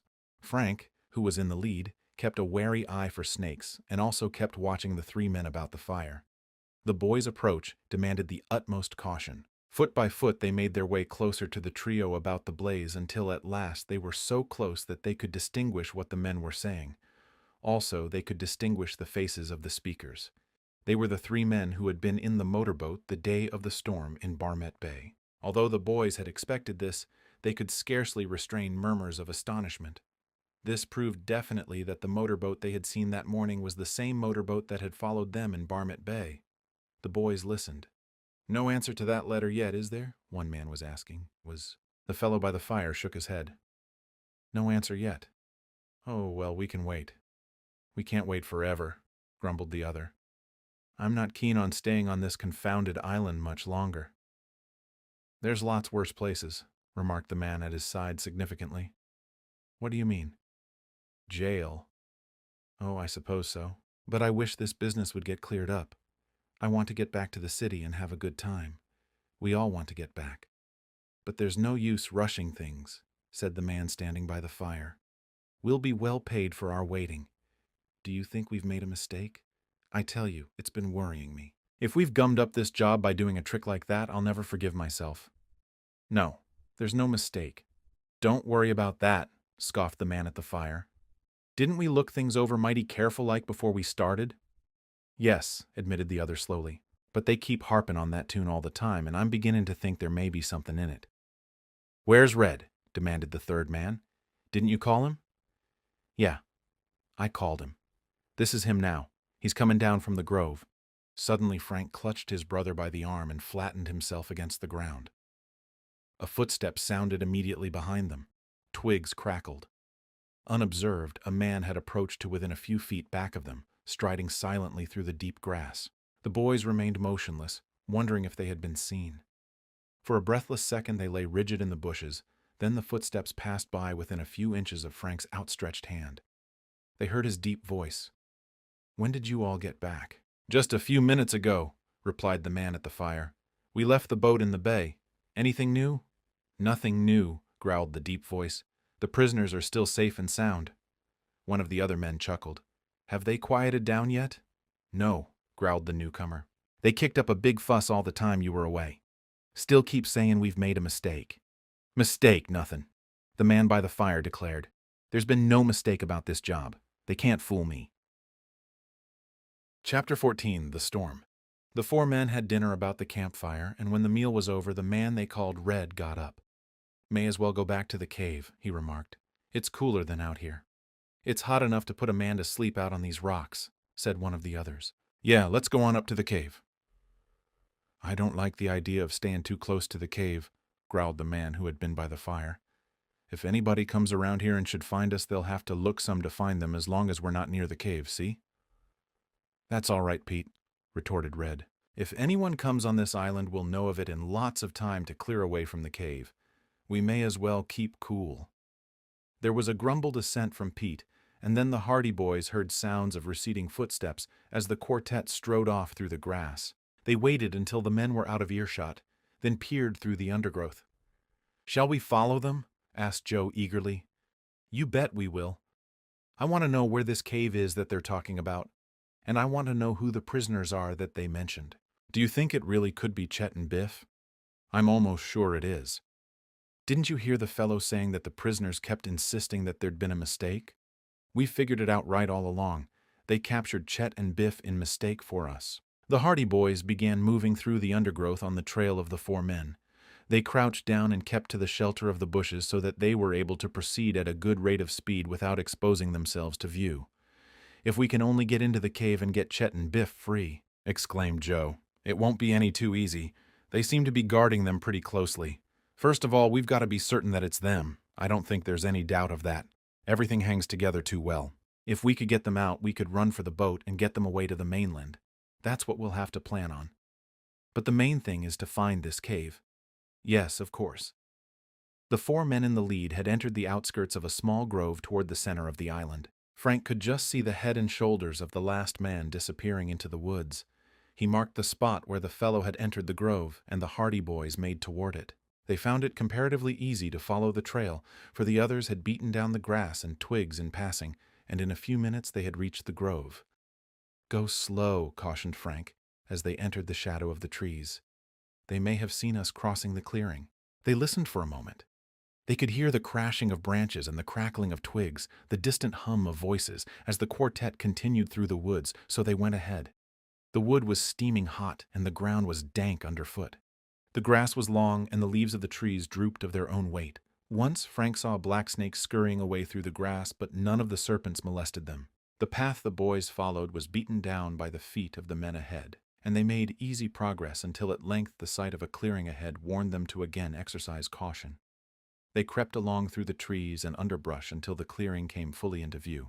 It was at that part of the interior of the island where the swamp gave way to the rocks, and the grassy clearing led in a gradual slope to a high wall of rock, at the base of which was the mouth of a cave. As the Hardy boys watched, they could see the four men at the opening. One of the fellows, a tall, dark man, was mopping his brow with a handkerchief, while another, a man with a shock of red hair, was just going into the cavern. The other two had flung themselves down on the rocks in the shadow of some overhanging bushes. "So that's the cave," exclaimed Frank. "I wonder if Chet and Biff are inside. Most likely. I wish we could get a little closer. Too dangerous. They can see anyone coming into the clearing." This was true. The cave had evidently been chosen not only for its possibilities as a shelter, but for its defensive virtues as well. It was plainly the hangout of the gang. "We'll have our work cut out for us to get in there," muttered Frank. "The place is too much in the open. Our only chance is to wait until some of them go away. We might be able to sneak up closer when they're asleep. We'll try it.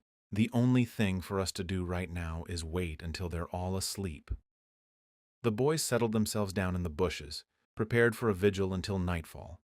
It was now late in the afternoon, and when Frank glanced up at the sky, he saw that clouds had gathered. The sunshine had gone, for a dense black cloud obscured the sun. The sultry and oppressive heat of the afternoon had evidently presaged a storm. "Looks like rain." "It sure does," agreed Joe, looking up. As though in corroboration, there was an ominous rumble of thunder. The wind had died down. Every leaf, every blade of grass was still. The clouds were massing silently. However, the storm held off, and although the sky was overcast and threatening, twilight fell without rain. Frank and Joe, from their hiding place in the bushes, watched the four men moving aimlessly about the cave that afternoon. Two of them had remained inside the cave for a long time while the other pair chatted on the rocks outside.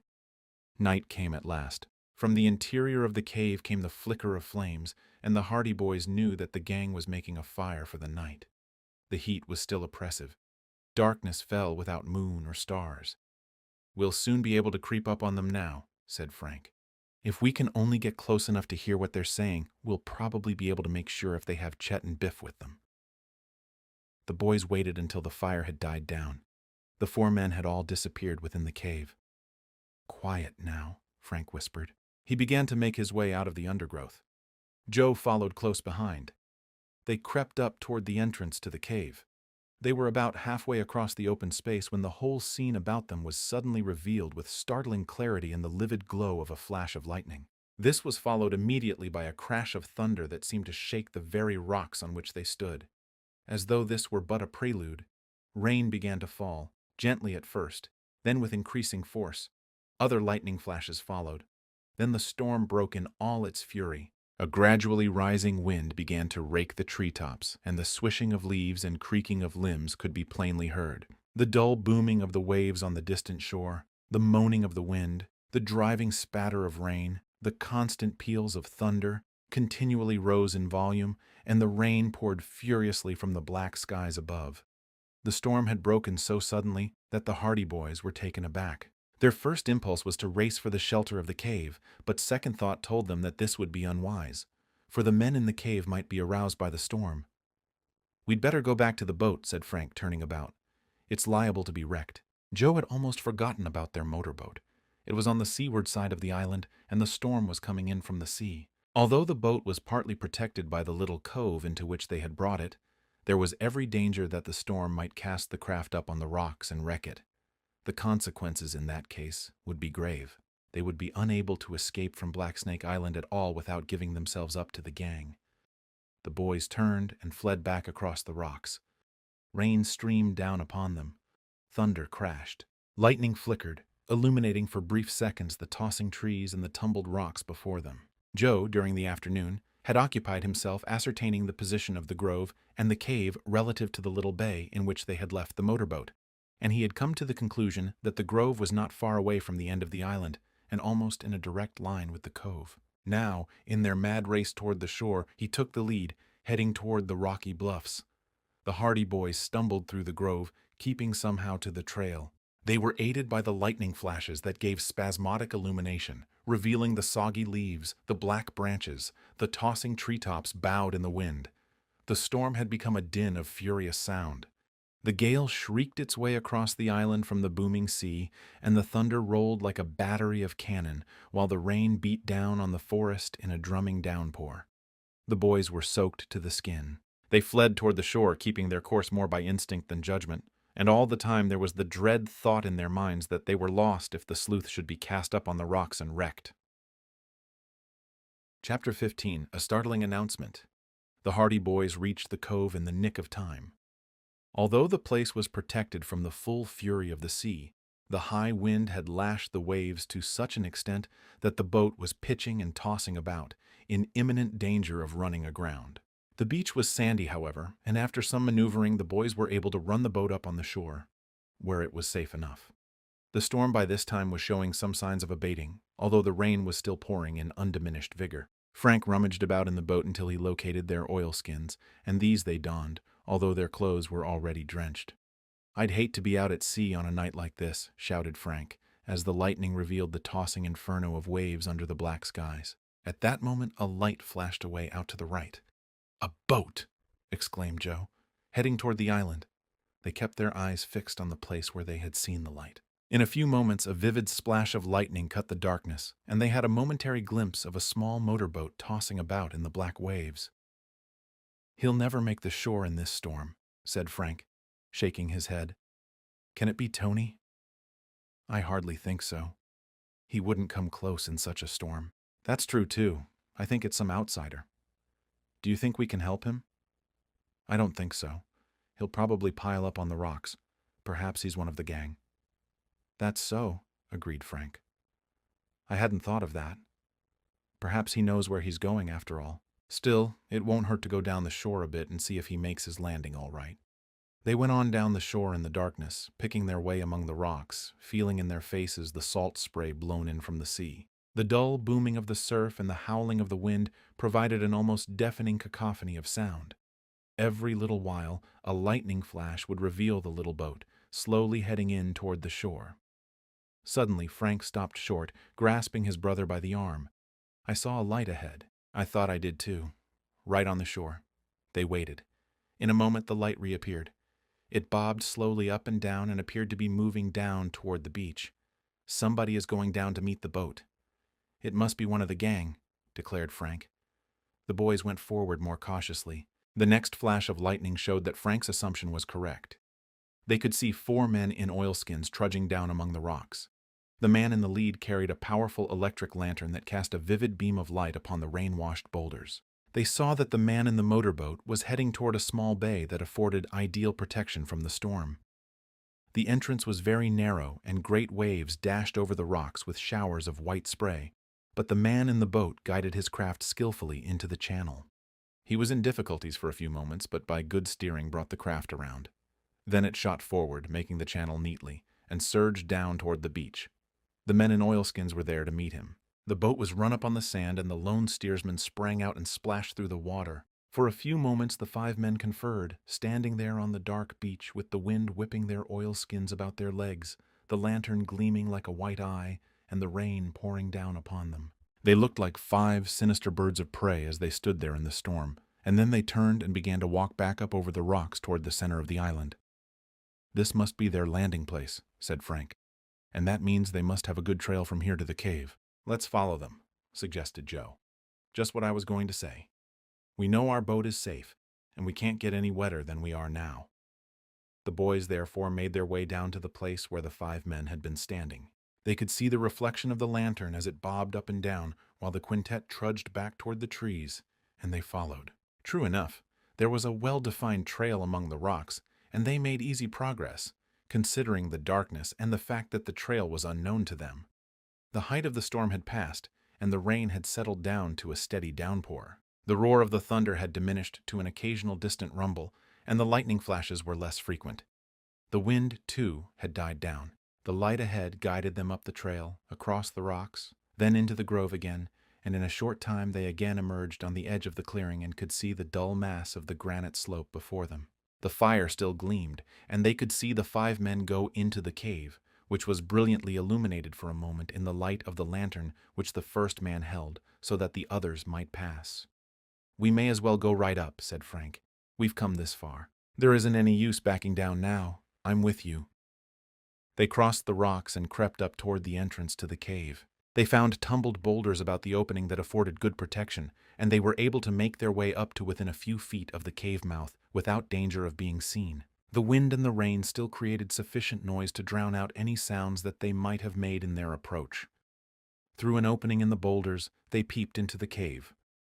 As they were in darkness, they knew there was little chance that they would be seen by the men within. As for the latter, they were in the full glare of the fire, which one of the men had replenished from a pile of wood nearby. The boys, therefore, could see without being seen. The men were divesting themselves of their oilskins, and one of them, the newcomer, had flung himself down on a pile of blankets, as though exhausted. "I tell you, it was a tough trip," he was saying. "I was sure I was going to be wrecked. I couldn't find the passage. If you hadn't come along with the lantern when you did, I'd have been washed up on the rocks, and the boat would have been smashed to pieces."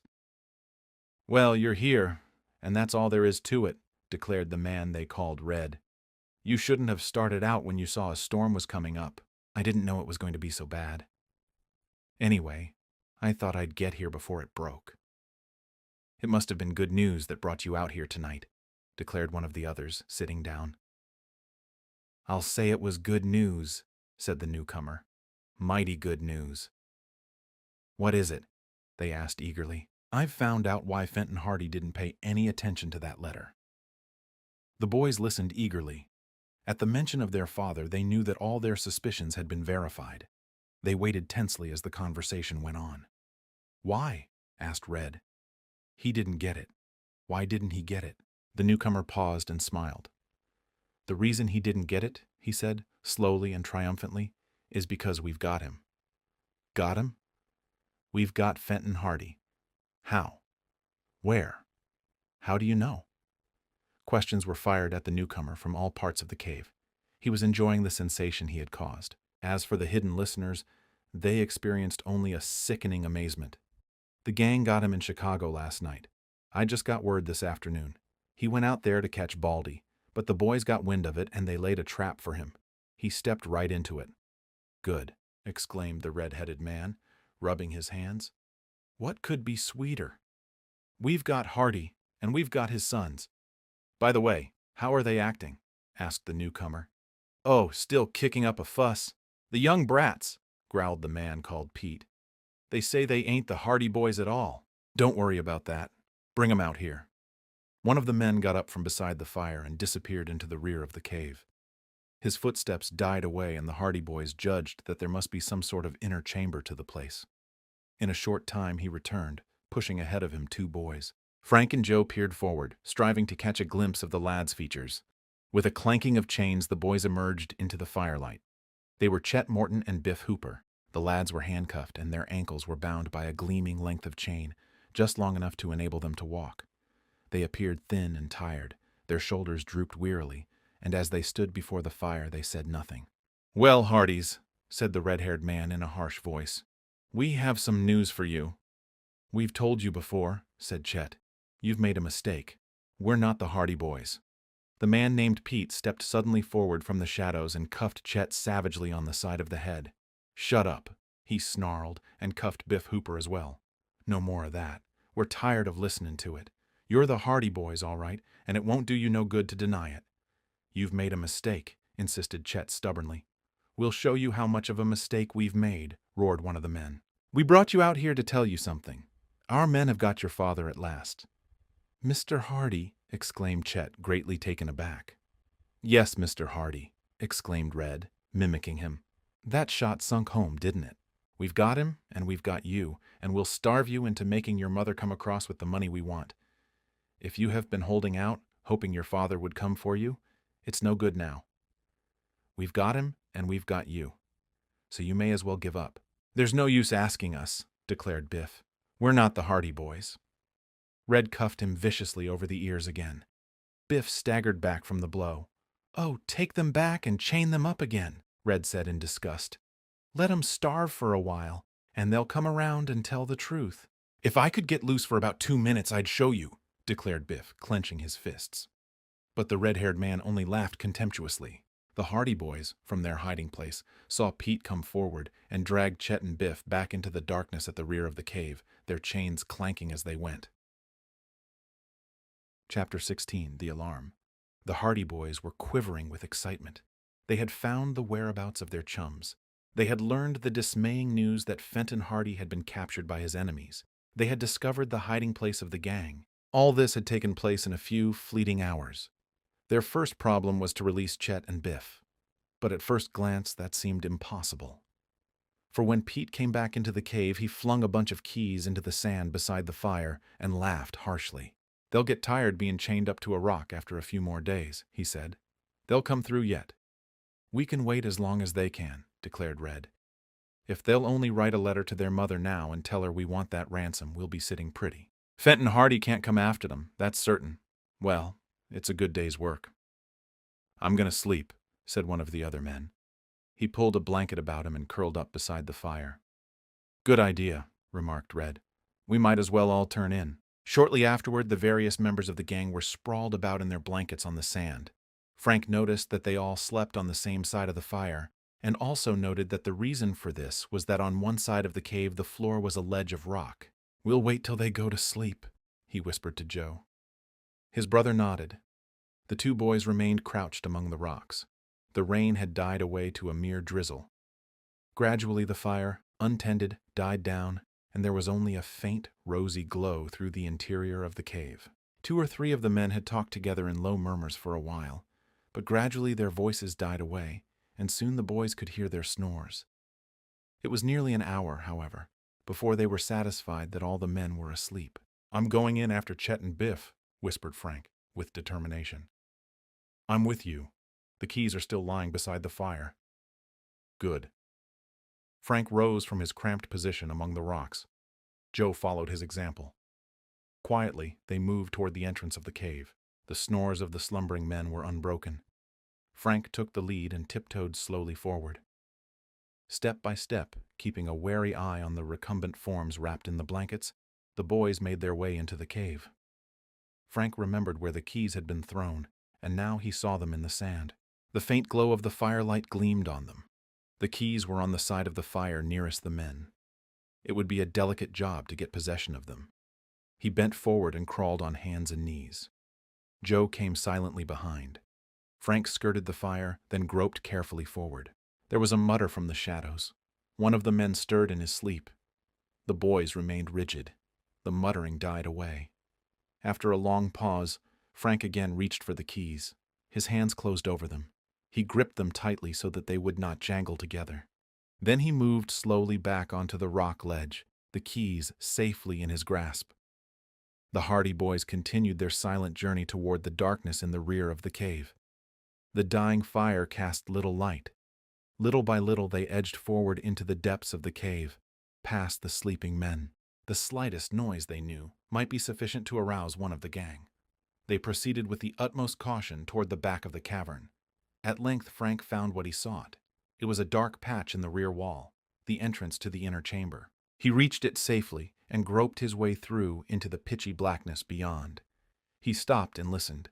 The sound of deep breathing told him that his 2 chums were asleep within. He reached back and laid a restraining hand on Joe's arm, indicating that he was to remain at the mouth of the inner chamber and keep watch. Joe realized his intention and remained where he was. Frank then continued. Cautiously he groped about in the darkness, moving slowly forward. At length his hand fell upon an outstretched arm, then a shoulder which stirred slightly. He bent forward and shook the sleeper. "Chet," he whispered. The other boy moved and began to sit up. The chains jangled. "Quiet," whispered Frank, fearing that his chum might be alarmed at this sudden and surprising awakening and make some sound. "Who is it?" whispered the other. "It's me, Frank. I've come to help you get free." From the darkness he heard a gasp of surprise, but it was quickly silenced. "I'll waken Biff," replied Chet. Frank had merely guessed at this being Chet Morton whom he had awakened, and found that his guess had been correct. In a few minutes Biff had been aroused. "The men are asleep," whispered Frank. "Don't ask questions. Keep quiet until we get outside. I have the keys." "Where is the lock?" "We're chained to the rock," Chet whispered in return. He grasped Frank's hand, guiding it to the wall of the cave until his fingers closed on a heavy padlock. "There you are." Frank tried several keys before he found the one that fitted, but at length the padlock snapped open. He grasped the chain with his other hand so that it did not fall to the floor with a clatter. He lowered it gently. Now, for the handcuffs. Chet extended his wrists and Frank finally located the small key that opened the handcuffs. He removed them, then released Chet's feet in a similar manner. Then he crawled over to Biff, releasing him from his chains.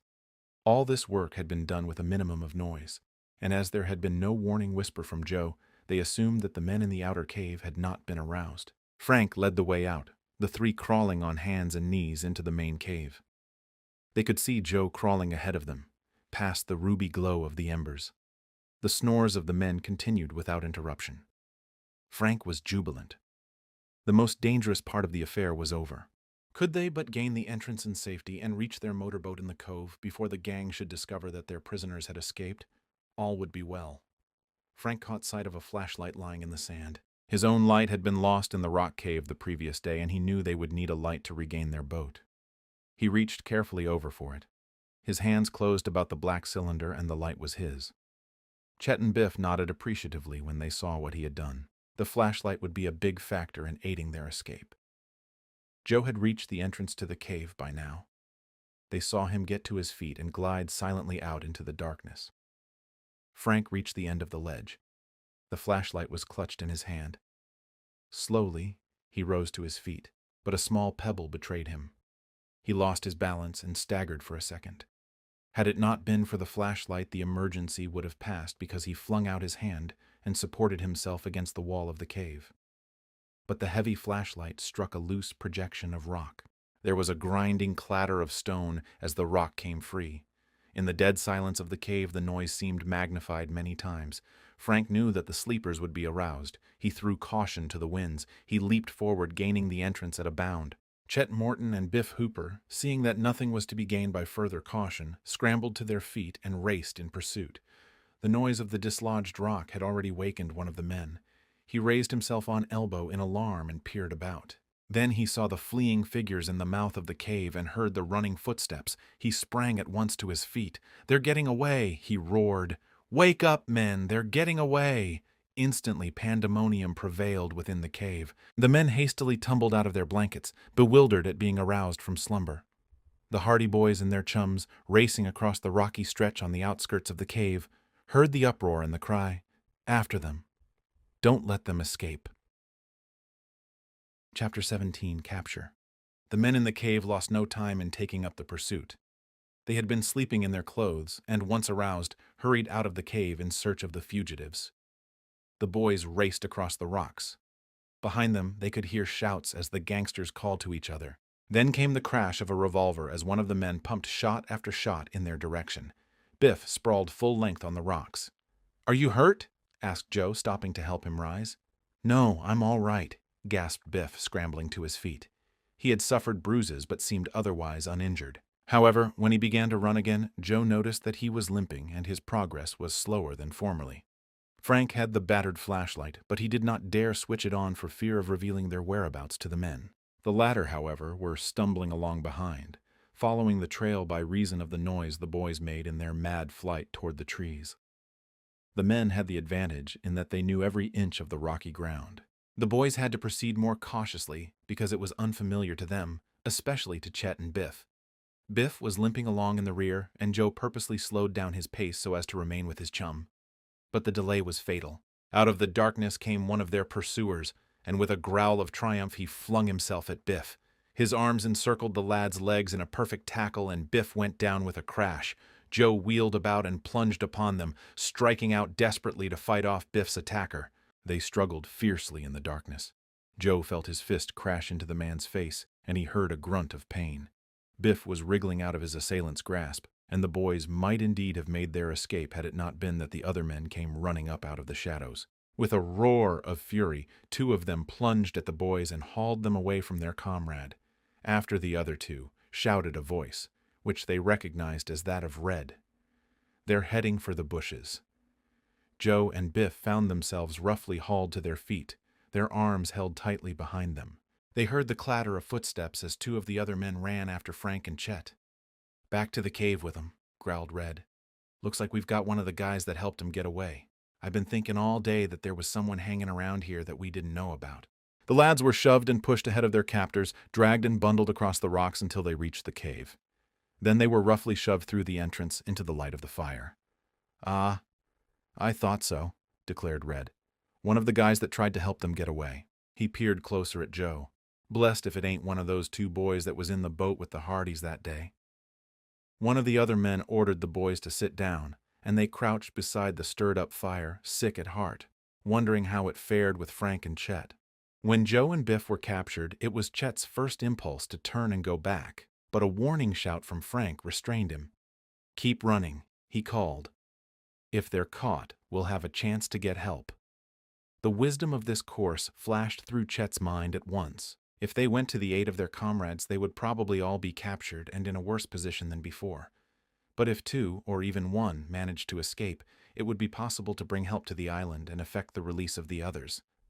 Chet heard Frank crash into the undergrowth. It was pitch dark, and although he tried to follow, he knew he had left the trail. He did not call out because he was afraid of revealing his whereabouts to the men behind, but he blundered on, hoping to catch up with Frank. As for the latter, he was quite unaware of Chet's predicament. Chet crashed into the bushes.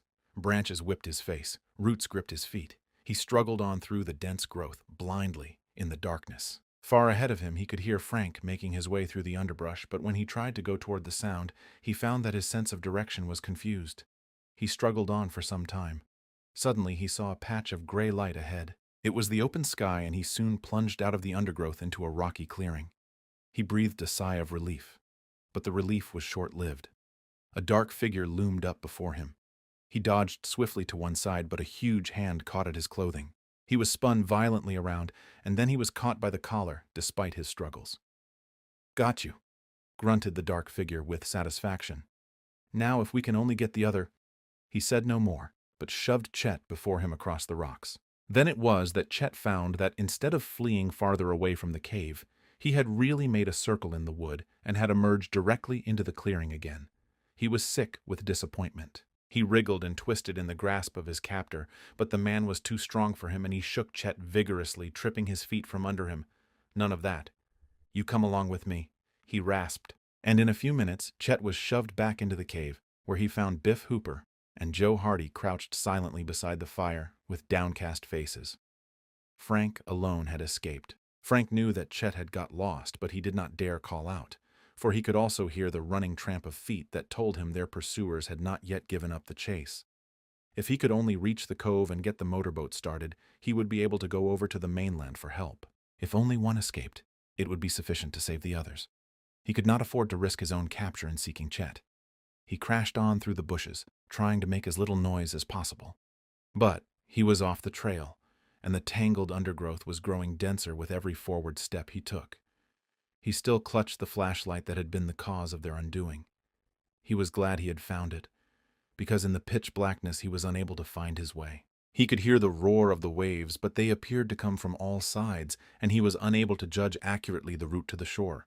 Frank decided that he would not make use of the flashlight until it was absolutely necessary.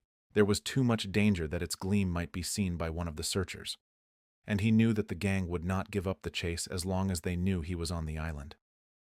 "Perhaps they don't know there are two of us," he thought. "If Joe can convince them that he rescued Chet and Biff single-handed, they won't know about me and they won't keep on searching."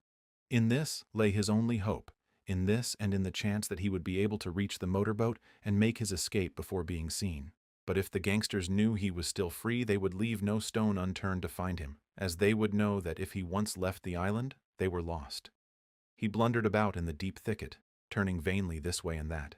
Great vines trailed across his face. He brushed aside stubborn branches and soggy wet leaves. He stumbled over roots and little bushes. The deep grass rustled and hissed at his feet. There was no other way. He would have to use the flashlight. The darkness was impenetrable. Trees and bushes enclosed him. He could not see where he was going. He switched on the light and, to one side of him, descried a sort of passage among the bushes, so he headed in that direction. He managed to get free of the worst of the vines and the thick foliage and found himself in a forest aisle. He went down it in the direction of the booming surf. His heart beat quickly at the thought that he was now free and that he would soon be back at the boat. What had happened to Chet? He judged that his chum was either captured now or lost in the grove. Frank knew that he could not wait to learn Chet's fate because any delay would be fatal to them all. He had switched out the flashlight and was plunging along through the darkness when the forest aisle suddenly took a twist, and he found himself again floundering in the midst of trees and trailing vines that entangled him. Frank switched on the flashlight again, and a second later he heard a grim voice from close by. "Throw up your hands." He wheeled about and found himself suddenly bathed in a ring of light. Someone was standing only a few feet away with a flashlight leveled at him, and in the beam of the flashlight he could see a glittering revolver aimed directly toward him. "Throw up your hands," rasped the voice again, "or you'll be shot." Slowly Frank raised his hands above his head. "That's better. Now march back ahead of me. Back to the cave, young fellow. We've got you all now. Forward march." Chapter 18. Back to the cave. "This is a piece of luck," declared the red-headed man. He squatted by the fire with his arms folded and surveyed the 4 prisoners. Frank and Joe had been dragged back to the cave with the others and were now bound and helpless, while the gangsters confronted them. "Who are these 2? Asked the man called Pete, indicating the Hardy Boys. Red shook his head. "We've seen 'em before." "They were in the boat the day we were looking these 2 birds over," he remarked, gesturing toward Chet and Biff. "What's your names?" demanded Pete gruffly. The Hardy Boys glanced at one another. Their captors were not yet aware of their identity, and they did not know whether to admit it or not. Frank resolved on silence as the best course. "Find out," he retorted. An ugly look crept into Red's face. "Is that so?" he snarled. "Won't talk, eh? I'll soon make you talk." He leaned forward and wrenched open Frank's coat. Frank's wrists were handcuffed and he was helpless to resist. Red pulled him roughly to one side and groped in the inner pocket of the coat. There was a rustle of paper, and he withdrew 2 or 3 letters. Frank bit his lip in exasperation. He had forgotten about the letters, and he knew that any hope of concealing his identity was now lost. The red-headed man brought the letters over to the fire and squinted at the addresses. His eyes opened wide.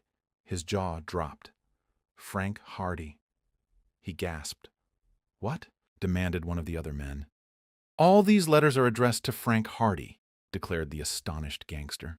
"What do you know about that?" With a sudden movement, Pete grasped Joe by the collar and held him while he turned his pockets inside out. Finally, with an air of triumph, he produced Joe's membership card in a Bayport Athletic Association, on which his name was written in full. Joe Hardy. He read, "Why, these are the real Hardy Boys." The gangsters looked at one another with crestfallen expressions, but their momentary astonishment at realization of their mistake was quickly changed to rejoicing. "I told you we weren't the Hardys," put in Chet. "I told you all along that you were making a mistake."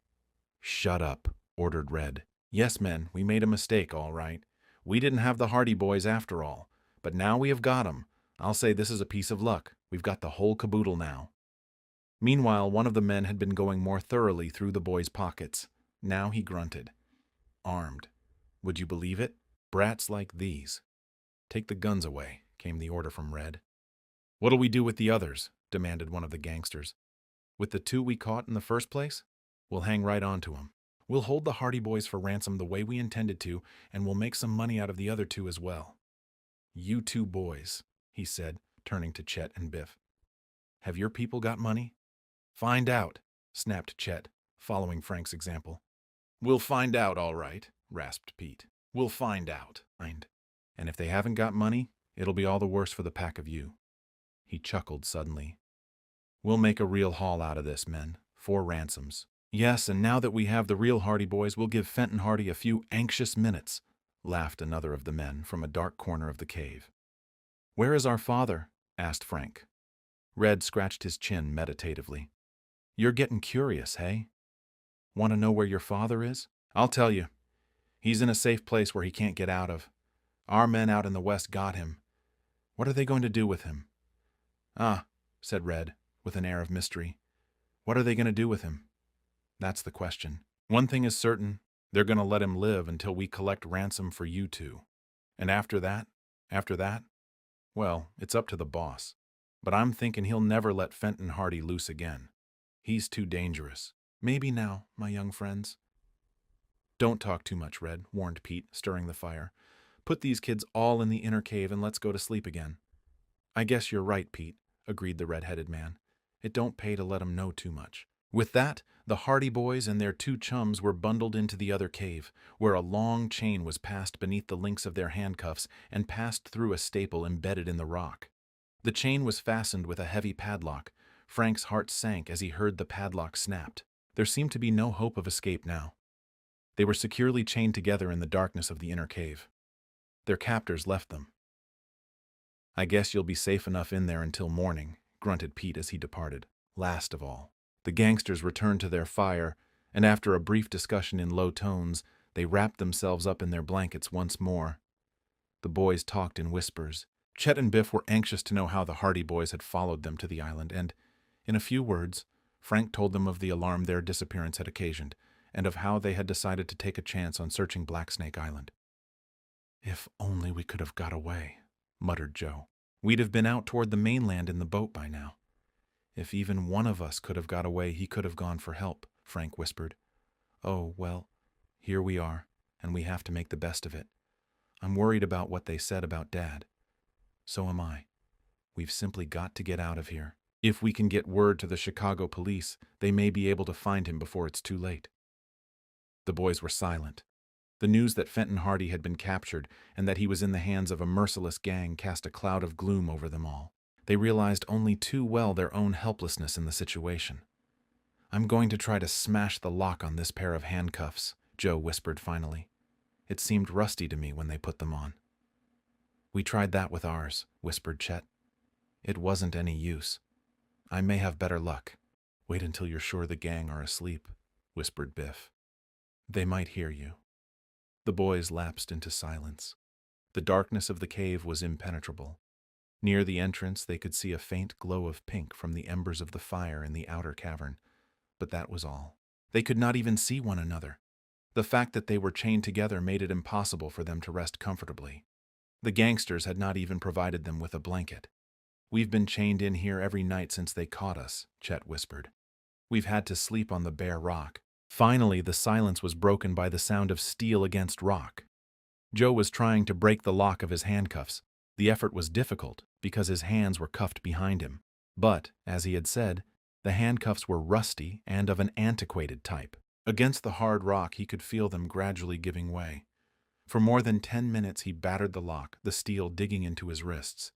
He worked as quietly as possible, with long intervals between each attempt. For a while he was afraid the effort would be fruitless, as even the rusty steel seemed obdurate. Then suddenly he felt the lock give way. He eased his hands out of the cuffs with a sigh of relief. "I'm free," he whispered to the others. There were suppressed exclamations of delight. "How are you going to get us out?" whispered Frank. "I'll try to find the keys." A low murmur from the other cave arrested his attention. Swiftly he leaned back against the wall. One of the gangsters was awake. The boys listened. They heard a movement in the outer cave, a jangling of keys, and then a heavy footstep. Joe thrust his arms behind his back and feigned slumber. He could hear someone entering their cave. Suddenly, a bright light flashed in his face. The man on guard had come to inspect the captives, and he brought with him a flashlight. Joe kept his eyes closed and breathed heavily. He hoped desperately that the man would not inspect their handcuffs. The fellow appeared satisfied and in a few moments went away. Through narrowed eyelids, Joe could see his dark form as he reached the passage between the two caves.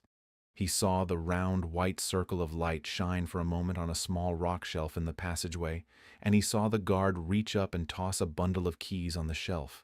Then the man went on his way, switching out the light. Joe's heart beat faster. This was luck for which he had not dared hope.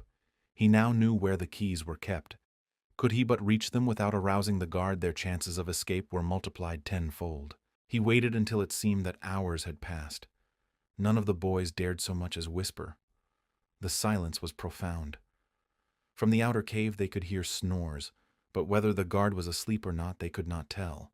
Joe realized that they would have to make their attempt before dawn, but he also knew that he could afford to wait, because the hours just before the break of day are the hours in which the average person sleeps most soundly, and there was every chance that the guard might be asleep by then as well. At last he decided that it was time to act. He got up quietly and began to make his way across the cave.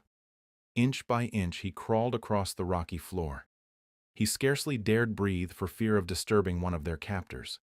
He was at the passage at last. The fire in the outer cave had died down. There was scarcely a vestige of light. This gave him hope, for it seemed to indicate that the guard had fallen asleep. Otherwise, he would have replenished the fire to protect himself against the night chill. Joe groped for the little rock shelf. At first it eluded him, but at last his hand closed upon the keys. Carefully he raised them, his hand clutching them tightly to prevent a betraying jangle of sound. He turned slowly to make his way back to the others. In silence he reached them and began to grope for the chain that bound them together. He found the chain at last, then the padlock, and felt in the darkness for the key to fit it. The key at last. It was larger than the others, which he judged were the handcuff keys. The padlock snapped and he unhooked the chain. "That's that," he whispered quietly. "Now for the handcuffs." One by one the other boys presented their shackled wrists to him in the darkness, and he groped for the key that would set them free. In a tense silence he fumbled with the locks and the handcuffs, but one by one the handcuffs opened. One by one the boys moved quietly aside, rubbing their chafed wrists. At last the task was finished. They were free again, but there still remained the outer cave. Chapter 19. Separated. Frank Hardy led the way. He paused in the passage for a few seconds, surveying the scene in the outer cave. All the men were asleep. They were rolled up in their blankets and lay sprawled in the shadows. There was merely a faint crimson glow from the embers of the fire. He did not go on all fours. He just crouched low as he moved across the cave among the sleepers. Quick, sure footsteps, as silent as those of a cat, brought him to the outer entrance. So much depended on their escape that the lads were uncannily silent. They seemed like mere shadows as they progressed, one by one, to the mouth of the cave. There was not a sound. The snores of the sleeping gangsters were unbroken. Frank waited at the entrance. Chet joined him in a few moments. Then came Biff, and finally Joe. Safely out of the cave, the boys halted for a second on the rocks. "I'll take the lead," whispered Frank. "Join hands and follow me." It was pitch dark, and the rocky path to the outskirts of the wood, he knew, would be treacherous. He reached back and grasped Chet's hand. Then he moved forward, carefully testing every step. On him depended the success of their flight to the wood. One stumble, one dislodged rock might ruin everything. Step by step, he moved cautiously forward. He had a good idea of where the woods trail opened, and he made toward it. Once they reached the trail, he felt sure they would be safe. Frank had an idea. He stopped and turned to the others. "If anything happens," he said in a low voice, "don't stick together. Scatter and try to make for the boat. Even if only one of us makes it, he'll be able to get to the mainland." The others whispered assent. He turned and proceeded across the rocks. This safeguard, he felt, was wise. In case the gangsters discovered their escape, they would prevent a repetition of the previous occurrence. In the darkness, it was entirely probable that at least one, if not more, would be able to evade recapture. But as he went on, his hopes rose. There was still not a sound from the cave in the rock. The darkness was in heavy silence. He could faintly discern the black mass of trees and bushes before him. If they could only reach the trail. But when he eventually came to the undergrowth, he found that he had somehow missed the path. The trees were densely massed before him. They would be certain to raise a commotion if they attempted to enter the thicket at that point, he knew. They would be certain of becoming lost as well. They must find the trail.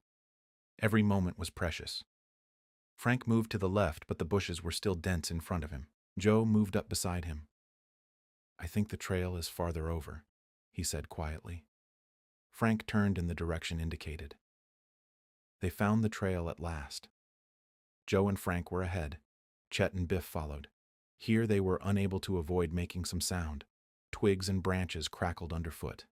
This was unavoidable, but every noise seemed deafening. Suddenly, from behind them, arose a terrific uproar.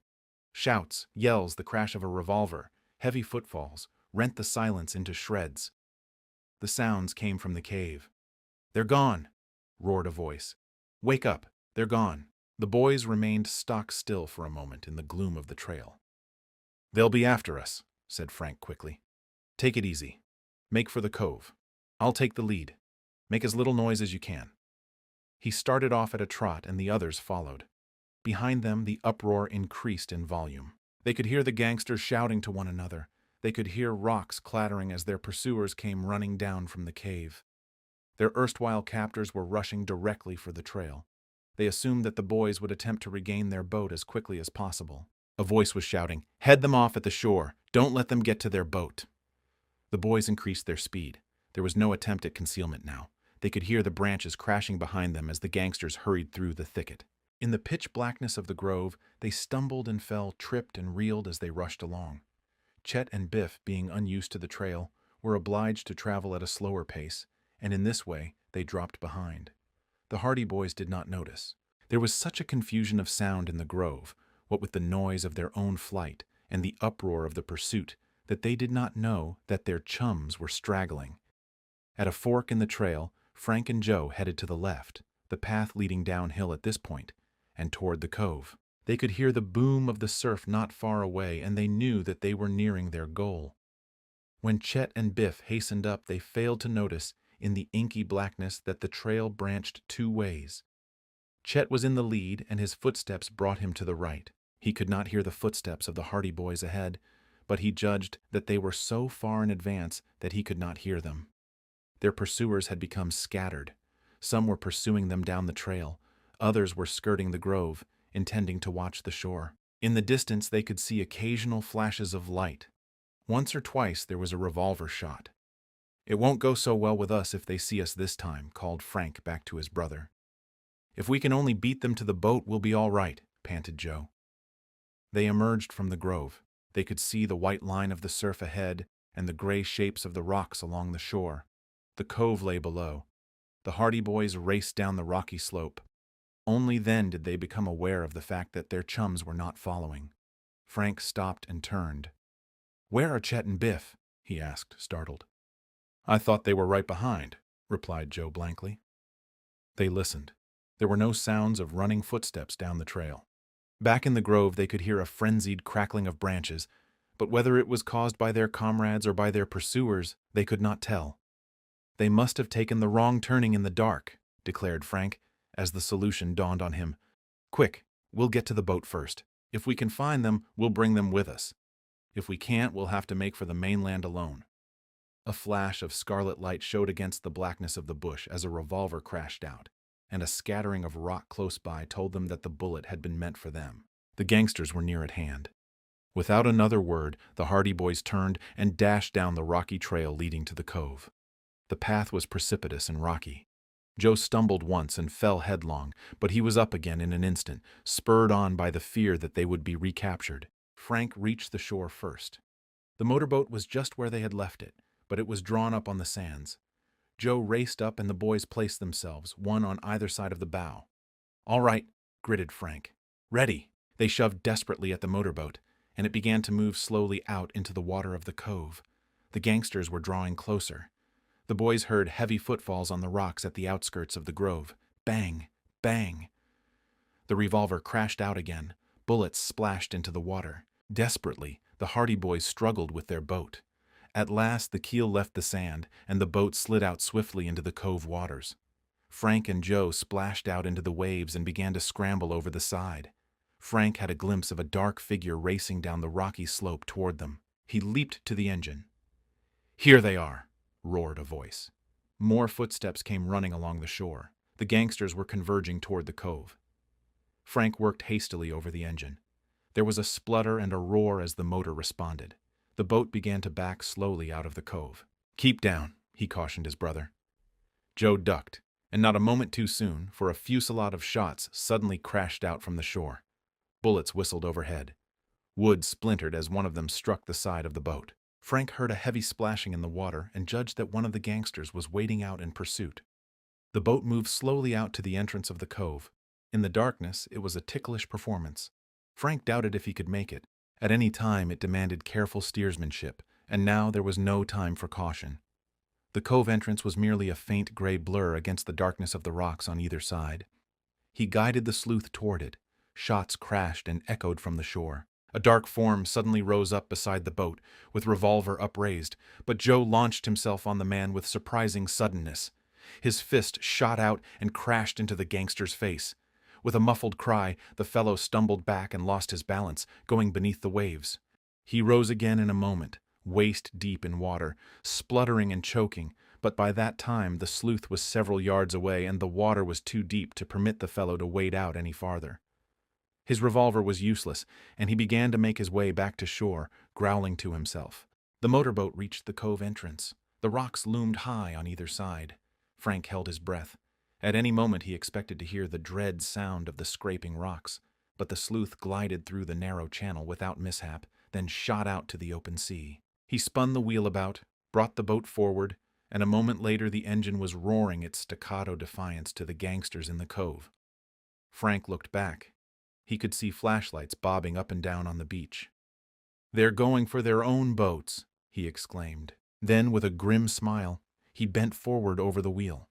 Instead of heading the motorboat out to the open sea, he directed it along the shore, toward the distant cove where the gangsters had hidden their own craft. Chapter 20. Seizing the Boats. "What are you going to do, Frank?" shouted Joe Hardy. "They're going after their boats. We know the cove they're in, and if we can get there first, I'll tow them out to sea. Then they can't follow us." Thus Frank briefly outlined his daring scheme to his brother. He knew that the gangsters would not expect any such intention, and he knew as well that only by some action of this kind could he avoid danger of capture. If the gangsters followed in their own boats, there was every chance that they might overtake or outmaneuver the sleuth. Even if they did not, as long as they retained possession of their own motorboats, they could make good their escape. But once marooned on the island, they would be at the mercy of the Hardy boys. "We'll have to hurry," said Joe anxiously. He watched the progress of the flashlights on the shore. The sleuth was well ahead, but the seizure of the boats would take some time. The gangsters were making their way slowly over the rocks on their way to the cove. Frank increased the speed of the boat. It leaped through the waves, the motor roaring. The flashlights on the shore were left far behind. "We'll make it," he shouted gleefully to Joe, the spray dashing against his face. He could distinguish the jutting headland that told him the location of the coves. The men on the shore finally seemed to realize his intention. The boys could now hear frantic shouts as the men called to one another and made desperate efforts to reach the boats. But the sleuth had outstripped them, and they were left stumbling among the rocks along the beach. The motorboat swept around the headland and into the cove. Frank had switched on the searchlight above the bow, and in its glare he could see the two motorboats belonging to the gang. It was the work of but a minute to bring the sleuth alongside, for the craft were riding at anchor. Joe seized a length of rope from the stern, then stood in readiness while his brother brought the sleuth close to the side of the first craft. He leapt lightly into the other motorboat, lashed one end of the rope to the bow, then returned to the sleuth again, tying the loose end of the rope securely so that the motorboat could be towed. Swiftly, Frank brought his boat around to the bow of the remaining craft, where the process was repeated. Joe snubbed one end of a length of stout rope to the bow, the other to the stern of the next boat. The two craft were now ready to be towed away by the sleuth. There was a sharp clattering of rock from among the bluffs near the cove, then a shout. "Red! They're stealing the boats! Head 'em off!" roared another voice frantically from behind. "Don't let them get away." But already the engine of the sleuth was roaring its message of triumph to the pursuers. Slowly, the motorboat began to make its way out of the cove. And slowly, the ropes tightened. The two motorboats began moving behind. Joe had raised the anchor in each case, and the craft were free to follow the lead boat. There was a yell of dismay from the shore. "They're starting out. They've got the boats." This was followed by a fusillade of shots. The man on the beach opened fire, and his companion farther back among the rocks did likewise. Bullets whistled past the sleuth. But in the darkness, the men on shore could take but indifferent aim. Frank had switched out the headlight, and the gangsters could see only a ghostly gray shadow on the water. The sleuth picked up speed, and the two motorboats behind began to rock and sway as they surged forward. Frank knew that he could not go too fast. Otherwise, the boats that he was towing would run foul of one another or of his own craft and cause disaster. He contented himself by moving ahead at a moderate rate of speed, knowing well that once he cleared the cove, he could afford to snap his fingers at the gangsters marooned on the island. Shouts interspersed with revolver shots told him of their pursuers' wrath. The flashlights danced like fireflies. The full extent of the trick that had been played upon them was just beginning to dawn on the men marooned on the shore. The headland loomed to the side, then slipped slowly by. The motorboat was throbbing its way out to open water. "We've beaten them," declared Frank exultantly. "I'll say we have. They'll never get off that island unless they swim. From the fuss they're making, they seem to know it too. Where to now? The mainland. If we can get to Rock Harbor, we'll get help." "How about Chet and Biff?" asked Joe soberly. "We can't afford to take a chance on bringing them off the island just now. I hate to desert them, but we can't do anything else. If we went back for them, we'd likely undo everything we've done so far. But I think they'll be safe enough. They'll hide in the bushes. Those fellows have been so busy chasing us that they haven't had any time to worry about them. Perhaps they think we all got away. If they do, they won't be hunting around for Chet and Biff. In any case, we had the agreement that even if only one of us got away, he would come back with help for the rest. They'll know we'll be back. So will the gangsters. I'll bet they're worrying about how they can clear away from this island before we get back." Frank headed the boat for the mainland. It was his intention, as he had said, to make his way to Rock Harbor, where they could secure help. Officers and men to come back with them to Blacksnake Island to aid in the rescue of their chums and in the capture of the gangsters. There was the chance, of course, that the latter might have a canoe or a skiff hidden somewhere on the island, but he did not think they would trust themselves to the open water of the channel in any such frail craft. He felt convinced that by seizing the 2 motorboats they had effectually marooned their enemies. They passed the last jutting point of the sinister island, and the bow of the Sleuth was headed toward the coast. "Perhaps we won't have to go all the way to Rock Harbor," suggested Joe. "If we could meet a ship, we might get help. It seems to me I see a light now, running low on the water. Do you see it?" Joe peered into the darkness. "I believe you're right," he said finally. "It seems to be coming this way, too. Perhaps some more of the gang." "I hadn't thought of that. Better not go too close." Frank eyed the approaching light warily. It was just a faint gleam in the darkness, and he judged it was from a motorboat which was most certainly bound toward Blacksnake Island.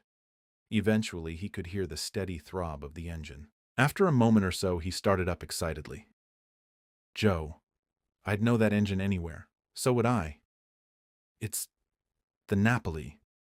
He spun the wheel about so that the Sleuth would cut across the bows of the approaching craft. Steadily, through the darkness, came the throbbing of the engine, and as the boat came closer, the Hardy Boys became more and more convinced that it was Tony Preto's craft.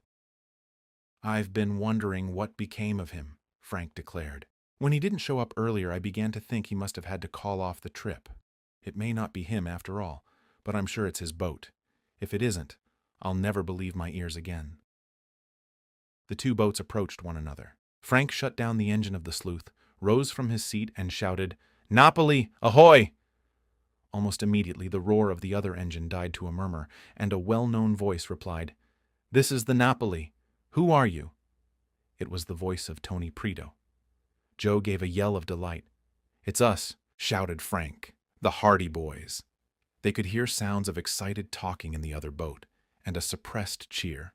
"Coming over," Tony called out, and in a few minutes the 2 boats had drawn up alongside. In the glare of the headlight, Frank and Joe could see Tony Preto, Jerry Gilroy, and Phil Cohen. Their greetings were cut short when the boys saw the 2 trailing boats, and Frank tersely explained the situation. "You couldn't have come at a better time. We found Chet and Biff on the island. They're still there. We tried to escape, but got separated and only Joe and I got away. Chet and Biff are in hiding somewhere, and we stole the other motorboats." "Whose motorboats?" asked Jerry. "Chet and Biff were captured by a gang of crooks who mistook them for us. These fellows had a cave on the island and 2 motorboats of their own. When we made our getaway, we towed their boats away with us, so the men are all marooned there." A chorus of excited questions broke forth as the newcomers demanded further details, but Frank went on. "We're going to the mainland for help. What we want you to do is take charge of these 2 motorboats and keep cruising around the island to see that the gang doesn't get away." "Good," approved Phil. "And if we can pick up Chet and Biff, we'll do it. If you can, without letting the gang get hold of those boats again." "Fine," Tony declared. "We'll take the boats. Throw over that rope." He caught the rope deftly, and the captured motorboats were soon being towed by the Napoli, leaving the Hardy Boys' craft free for its flight to the mainland. "We'll be back as soon as we can," called out Frank. "We'll be watching for you." "Good. No use wasting any more time. Good luck." "Good luck!" shouted the others. Frank bent over the wheel again. The engine of the Sleuth roared as the speedy craft turned toward the mainland. The Napoli, in its turn, began to forge ahead toward Blacksnake Island, its speed somewhat lessened now by the drag of the captured boats. Tony, Jerry, and Phil were agog with excitement over this strange encounter in the darkness and the sensational news the Hardy Boys had given them. So the two motorboats went their separate ways in the darkness of the night, one to the mainland, the other toward the sinister island where Chet Morton and Biff Hooper were marooned with the gangsters. Chapter 21. At the Island. In the meantime, what of Chet Morton and Biff Hooper? When they took the wrong turn in the trail, it was some time before they realized that the Hardy Boys were not running along before them. They were blundering along through the undergrowth, in complete darkness, trusting to their chums to guide them through, when finally Chet stopped, panting. "Frank and Joe must be running like deer," he muttered. "I can't hear them at all." "We were all mighty close together a little while ago," returned Biff. "I know, and they seem to have disappeared all of a sudden." The thought struck Chet that they might be on the wrong trail. "Do you think we could have taken a wrong turn?" Biff listened. "There's no one ahead of us, that's sure," he said at last. "We must have got separated." As this conviction forced itself upon them, the two lads were overwhelmed with disappointment. They knew that the Hardy Boys would have little enough time to gain the boat and escape without waiting for them, and at the thought that they might be again left on the island at the mercy of their captors, they were profoundly discouraged. "We're up against it again, I guess," declared Chet. "Well, I think we'd better follow this trail anyway, wherever it leads to. Remember what Frank said, that if even one of us reached the boat safely, he could get to the mainland and bring back help for the rest." "Yes, that's right. It isn't as bad as it might be. I only hope the gang don't capture them before they make the boat safely. Listen." They stopped in their tracks and listened as the night wind bore to their ears the sound of gunfire from the beach. It was far over to one side of them. They could hear distant shouts, then the spasmodic firing of revolvers followed again. "They must be having a sweet time. I guess the gang are trying to keep them from getting the boat," said Chet. Then they heard the muffled roar of the motorboat in the cove. "They're getting away," declared Biff in excitement. "You can hear the boat backing out." More revolver shots, more shouts. The roar of the sleuth's engine continued. "As long as they get away safely, I'm not worrying much," Chet said. "Just the same, I'd rather be with them, but they'll bring back help. In the meantime, the best thing we can do is to hide. The gang will be scouring the island for us now that they know we didn't get away with the others, and they won't be any too gentle with us either if they get us." Chet and Biff decided that it would be best to get as near the shore as possible before concealing themselves, so as to be ready for a rush to safety should the Hardy Boys return with the promised assistance. By the sound of the motorboat and the shooting, they judged that the narrow trail led toward the shore, so they followed it as well as they could in the darkness. The wet branches slashed their faces, and they stumbled over roots and slipped in the wet, deep grass. But gradually the sound of the breaking surf drew closer, and they knew they were coming nearer to the beach. The path suddenly dipped, and they descended a slope, finally emerging from the trees to find themselves on a rocky hillside overlooking the gray shore. They could see the white foam of the breaking rollers and the gray rocks below, but there was no sign of motorboat or of any human being. "We may as well stay right on this hillside behind the rocks," Chet suggested. "If we go roaming about the shore, we're likely to run into Red and his gang. Perhaps they've taken their own boats and gone after the Hardy Boys." "They may have, but we can't take a chance on it. If any of them are prowling around, it would be just our luck to meet them." The chums made themselves as comfortable as possible in the shelter of a huge rock, from which they had a good view of the shore and the sea beyond. It was still dark, and they had little hope of rescue before morning. "It'll take them quite a while to get to the mainland and rouse anyone to come out here to help us," remarked Chet. "The big thing is for us to keep hidden until daylight and then lay low until we see a chance of rescue. You can trust me to lay low. I've no hankering to be dragged back to that cave again." "Me neither." The boys lapsed into silence. They realized that conversation was dangerous. At any moment some member of the gang might be venturing near and might hear their voices. From a distant side of the island they suddenly heard more shots. They broke out in a perfect fusillade of gunfire, and the rocks flung back the echoes mingled with yells of rage. At the same time they again heard the sound of the sleuth's engine, slower this time, as though the craft were but crawling along. "I can't understand this," said Chet. "We heard them leave the cove a little while ago. Now they're away down the shore and going slow. Perhaps they're having engine trouble," said Biff mournfully. "I can't figure it out at all. It's tough to be sitting here in the dark, not knowing whether they've got away or not." "I don't dare let myself think they haven't got away," declared Biff with determination. An hour passed. The sounds of the motorboat had long since died away. Once in a while, the chums heard voices back in the grove, and they knew that at least some of the gangsters had been left on the island. Whether the others had left in pursuit of the Hardy boys, they could not tell. Had they known of the Hardys' coup in taking the gangsters' 2 boats, they would have felt more relieved in mind. The chill of approaching morning had settled over the island, and they huddled together in the shelter of the rock, seeking warmth. Suddenly, from the sea, they heard the steady chug-chug of a motorboat that seemed to be progressing slowly along in close proximity to the shore. They looked out, and they could see a headlight slowly moving through the darkness. "It's a motorboat, but it's traveling very slowly," said Chet. "Let's take a chance and hail them. It might be some of the gang." "That's right. But we can go down closer to the shore and see. It may be Frank and Joe looking for us."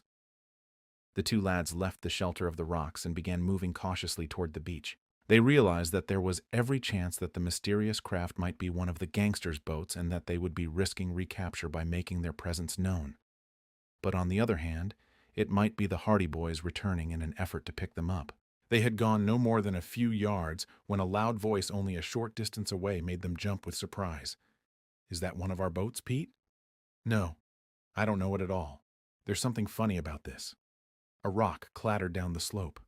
Chet looked back. 2 dark figures appeared in sight at the top of the declivity. The 2 parties saw one another at the same time. "Here they are," roared one of the men, and he plunged down the slope straight at the astonished boys. The other man came running after him. The first impulse of the 2 chums was to run, but they saw that flight would be useless. They were midway on the hillside leading to the beach, and the path was treacherous with rocks and loose gravel. They would be overtaken in a moment. "Fight 'em," said Chet, gritting his teeth. The boys stood their ground. The 2 gangsters, one of whom they recognized as Pete, came floundering down the slope. They had started out in such a rush that now they were not well able to stop, and as the pair came at them, the 2 chums braced themselves for the shock. Biff met the first man squarely. His passion for boxing now stood him in good stead. He judged his distance perfectly. As the fellow came at him, arms swinging, he drove a straight left to the fellow's midriff. The gangster gasped and doubled up with pain. He wavered for a moment, then Biff swung. His right fist crashed against the man's jaw, and the gangster toppled over on his face. He rolled over in the gravel a few times, then came to a stop, sprawled senseless on the hillside. As for Chet, he made use of strategy. When the second man rushed at him, he sidestepped neatly. His right foot went out. The gangster tripped over it, and so great had been the force of his rush and so sudden was his downfall that he went plowing forward on his face for several yards until he came to a ledge of rock. He made frantic efforts to save himself as he felt that he was going over the side, but his descent could not be checked. Chet had a glimpse of desperately waving arms and kicking legs. Then his adversary disappeared with a crash. The ledge was only a few feet from the beach, but it was certain that the fall would knock the breath out of the gangster's body for several minutes at least. Without another word, the boys scrambled back up the hillside. They knew that the gangsters would recover quickly and that the alarm would soon be sounded. They must hide, and that quickly. They gained the shelter of the bushes just as the gangster who had gone tumbling over the ledge began to find his breath again and shout for help. Desperately, the boys scrambled through the undergrowth, seeking no path, seeking only a hiding place. At length, when they were in a dense thicket where the branches were so closely entwined that further progress seemed impossible, they halted. "This is as far as we can go," panted Chet. "They'll be searching for us now, but they'll never find us in here. That was a narrow escape." "It sure was, but we gave them something to remember us by." Biff Hooper doubled up his fist with satisfaction. "I knocked my man colder than a sardine," he declared. It was nearing dawn. The first faint streaks of light were appearing in the eastern sky. "I wonder where that boat went," said Chet suddenly. "Perhaps it's still near the island. It wasn't one of the boats belonging to the gang anyway, by the way those 2 fellows were talking. If we could get a hiding place a little nearer the shore, we might be able to see it. Yes, let's get out of this thicket." Quietly, the boys began to withdraw from the deep thicket in which they had become entangled, but the branches cracked underfoot and seemed to have the brittleness of matchwood. The chums were afraid they would be heard. "Better stay where we are," muttered Chet. They remained motionless for some time, and the swift dawn soon began to paint the sky. The darkness diminished, and the boys could now see one another plainly and could see the extent of the deep thicket in which they had become enmeshed. "Now let's try to get out," said Chet. Again they attempted to make their way out of the thicket, and this time, because they could see what they were doing, their efforts met with more success. But they could not avoid making considerable noise, and the crackling of branches seemed like the reports of rifles. Then, to their horror, they heard a voice. "I heard a noise in the bushes over there almost an hour ago, and now I hear it again." "We'll go over and see," replied another voice. The boys looked at one another, then froze into silence. They could hear heavy footfalls nearby. Branches crackled. "They're hiding around on this side of the island somewhere," said the first voice. "If I ever lay my hands on 'em—" Chet put his finger to his lips as a warning to silence, but there was no need. Biff was scarcely daring to breathe. Just at that moment, a sound broke forth that sent a thrill of fear through them both. It was a sibilant, terrifying hiss right at their feet. Chet looked down and gave a low cry. A huge blacksnake was coiled in the grass in readiness to strike. Chapter 22: The Chase. Chet Morton leapt back with such violence that he collided with his chum. He had seen the serpent in the nick of time, and his backward leap had been so instinctive and so involuntary that he somehow evaded the swift, whip-like thrust of the evil head that plunged at him. The snake missed, although its body writhed against Chet's boot for a second, and the fangs stabbed against the heavy leather. The boot saved the boy. Had the snake struck against his leg, he would have been bitten. The chums plunged blindly through the thicket. There was no thought of caution now. They were filled with unreasoning terror of the Blacksnake, the instinctive revulsion that fills most people at the sight of such a reptile, and they went crashing through the bushes. The noise of their flight did not escape the two rascals who had been searching for them. "I see them," shouted one of the men. He came plunging through the deep grass at the outskirts of the thicket to intercept the boys. Chet saw him in time and veered to one side. He just managed to evade the outflung arm, then went running desperately to the top of the hillside overlooking the sea. Biff came thundering behind, outdistanced the second gangster, dodged the other man, and raced after Chet. They went slipping and sliding down the slope. Chet had no clear idea of where they were bound, but he was determined to keep running either until he was captured or overcome with exhaustion. But when he came over the brow of the hill and began the steep descent, he saw something in the sea below that made him give an exultant yell. It was a motorboat, and one that he recognized immediately. The boat was none other than the Napoli, and in it were three figures. Even at that distance, he knew them for Tony Preto, Phil Cohen, and Jerry Gilroy. Behind the motorboat were two other craft, being towed. He had not been seen as yet, for he saw that the Napoli was cruising leisurely around the island. He shouted hoarsely to attract attention. He saw Tony look up, then speak excitedly to his comrades. They waved frantically in reply. Then the bow of the Napoli began to head in toward the shore. Could they reach the boat in safety? Biff was thundering down the slope only a few feet behind Chet. Rocks and pebbles went bouncing and bounding along in front of them. Sand and gravel flew from about their boots. And coming in swift pursuit were the two gangsters who had so nearly captured them in the thicket. These men were shouting hoarsely to them to stop. But the two chums had no intention of stopping. They saw safety in sight. Could they reach the shore and gain the boat before the two gangsters overtook them? Then, out from among the rocks along the beach, emerged three figures. Chet's heart sank. They were the other gangsters, and they were directly in the path. At the same time, he saw that Tony Preto was bringing the Napoli around and away from the shore.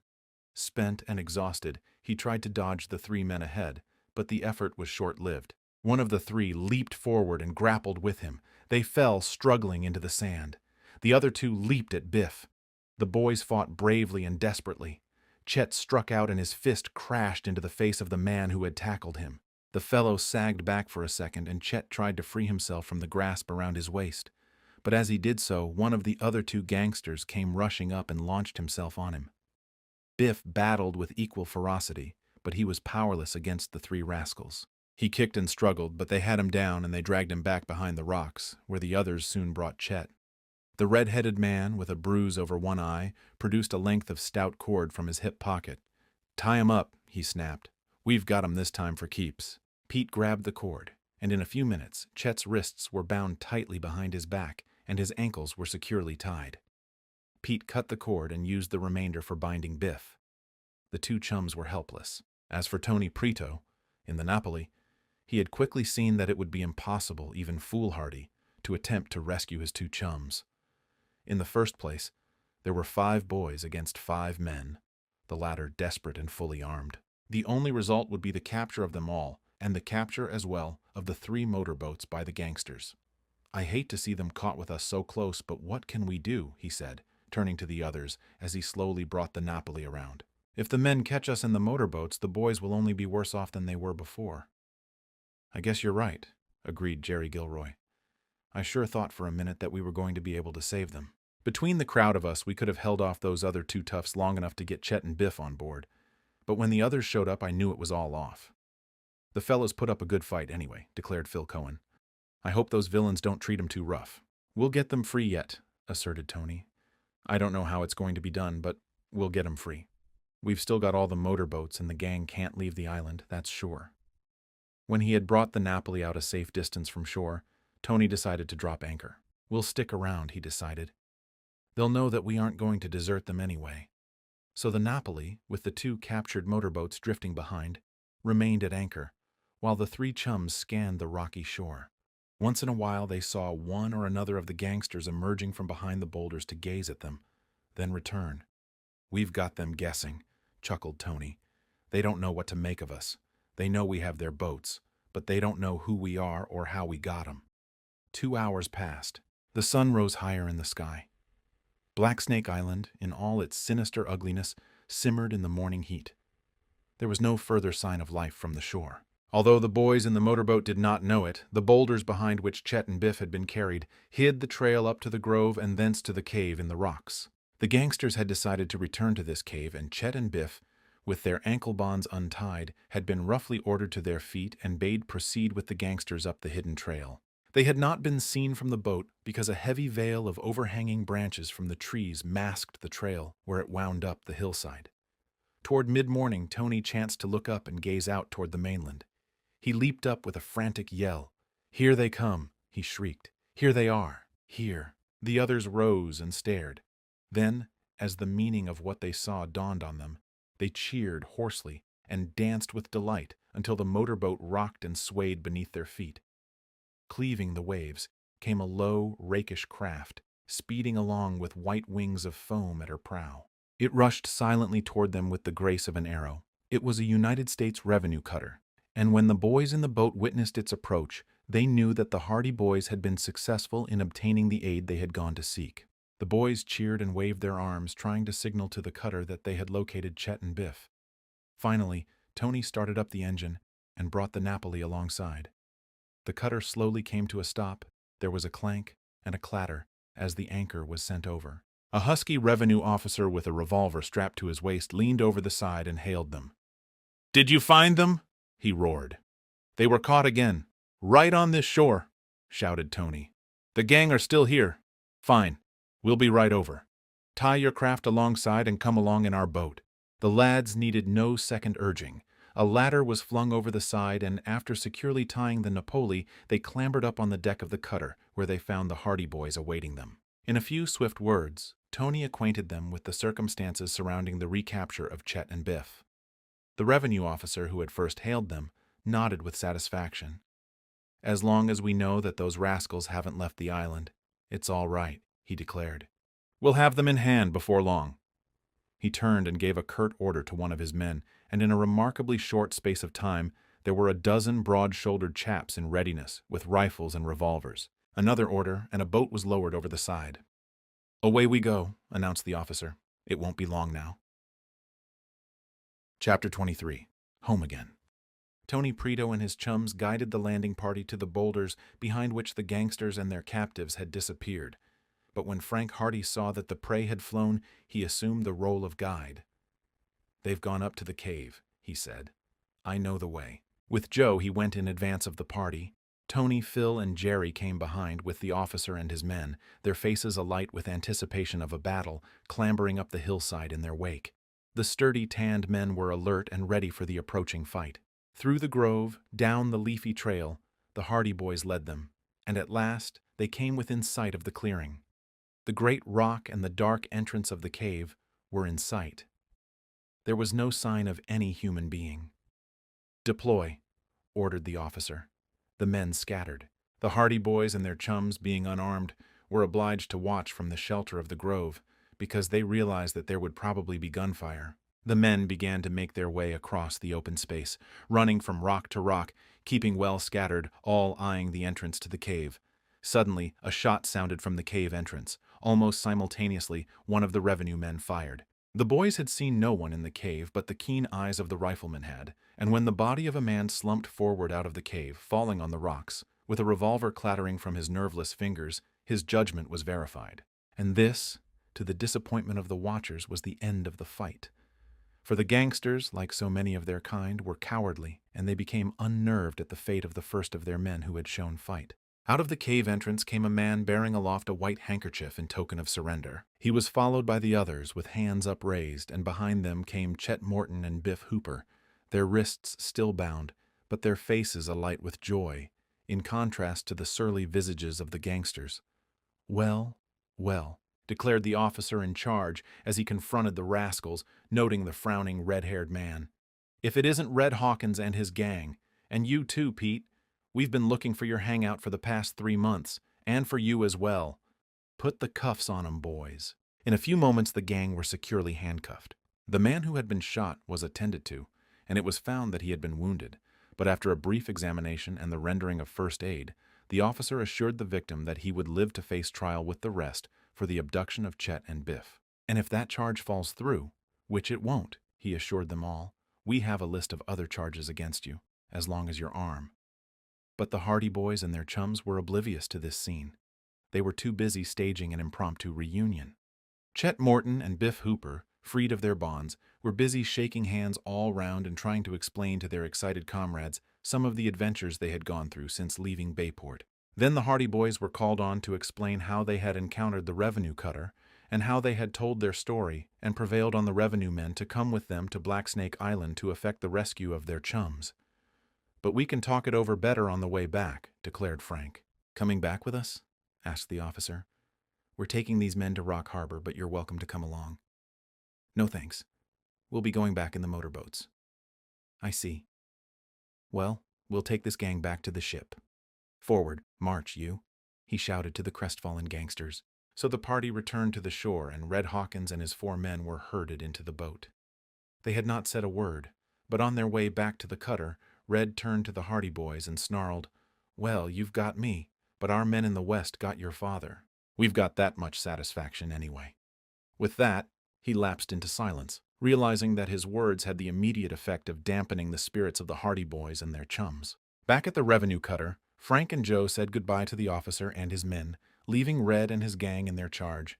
The motorboat had been towed behind the ship, and they resumed their places in the sleuth and cast away. Tony Preto and the others took their places in the Napoli while Chet and Biff returned to the Envoy.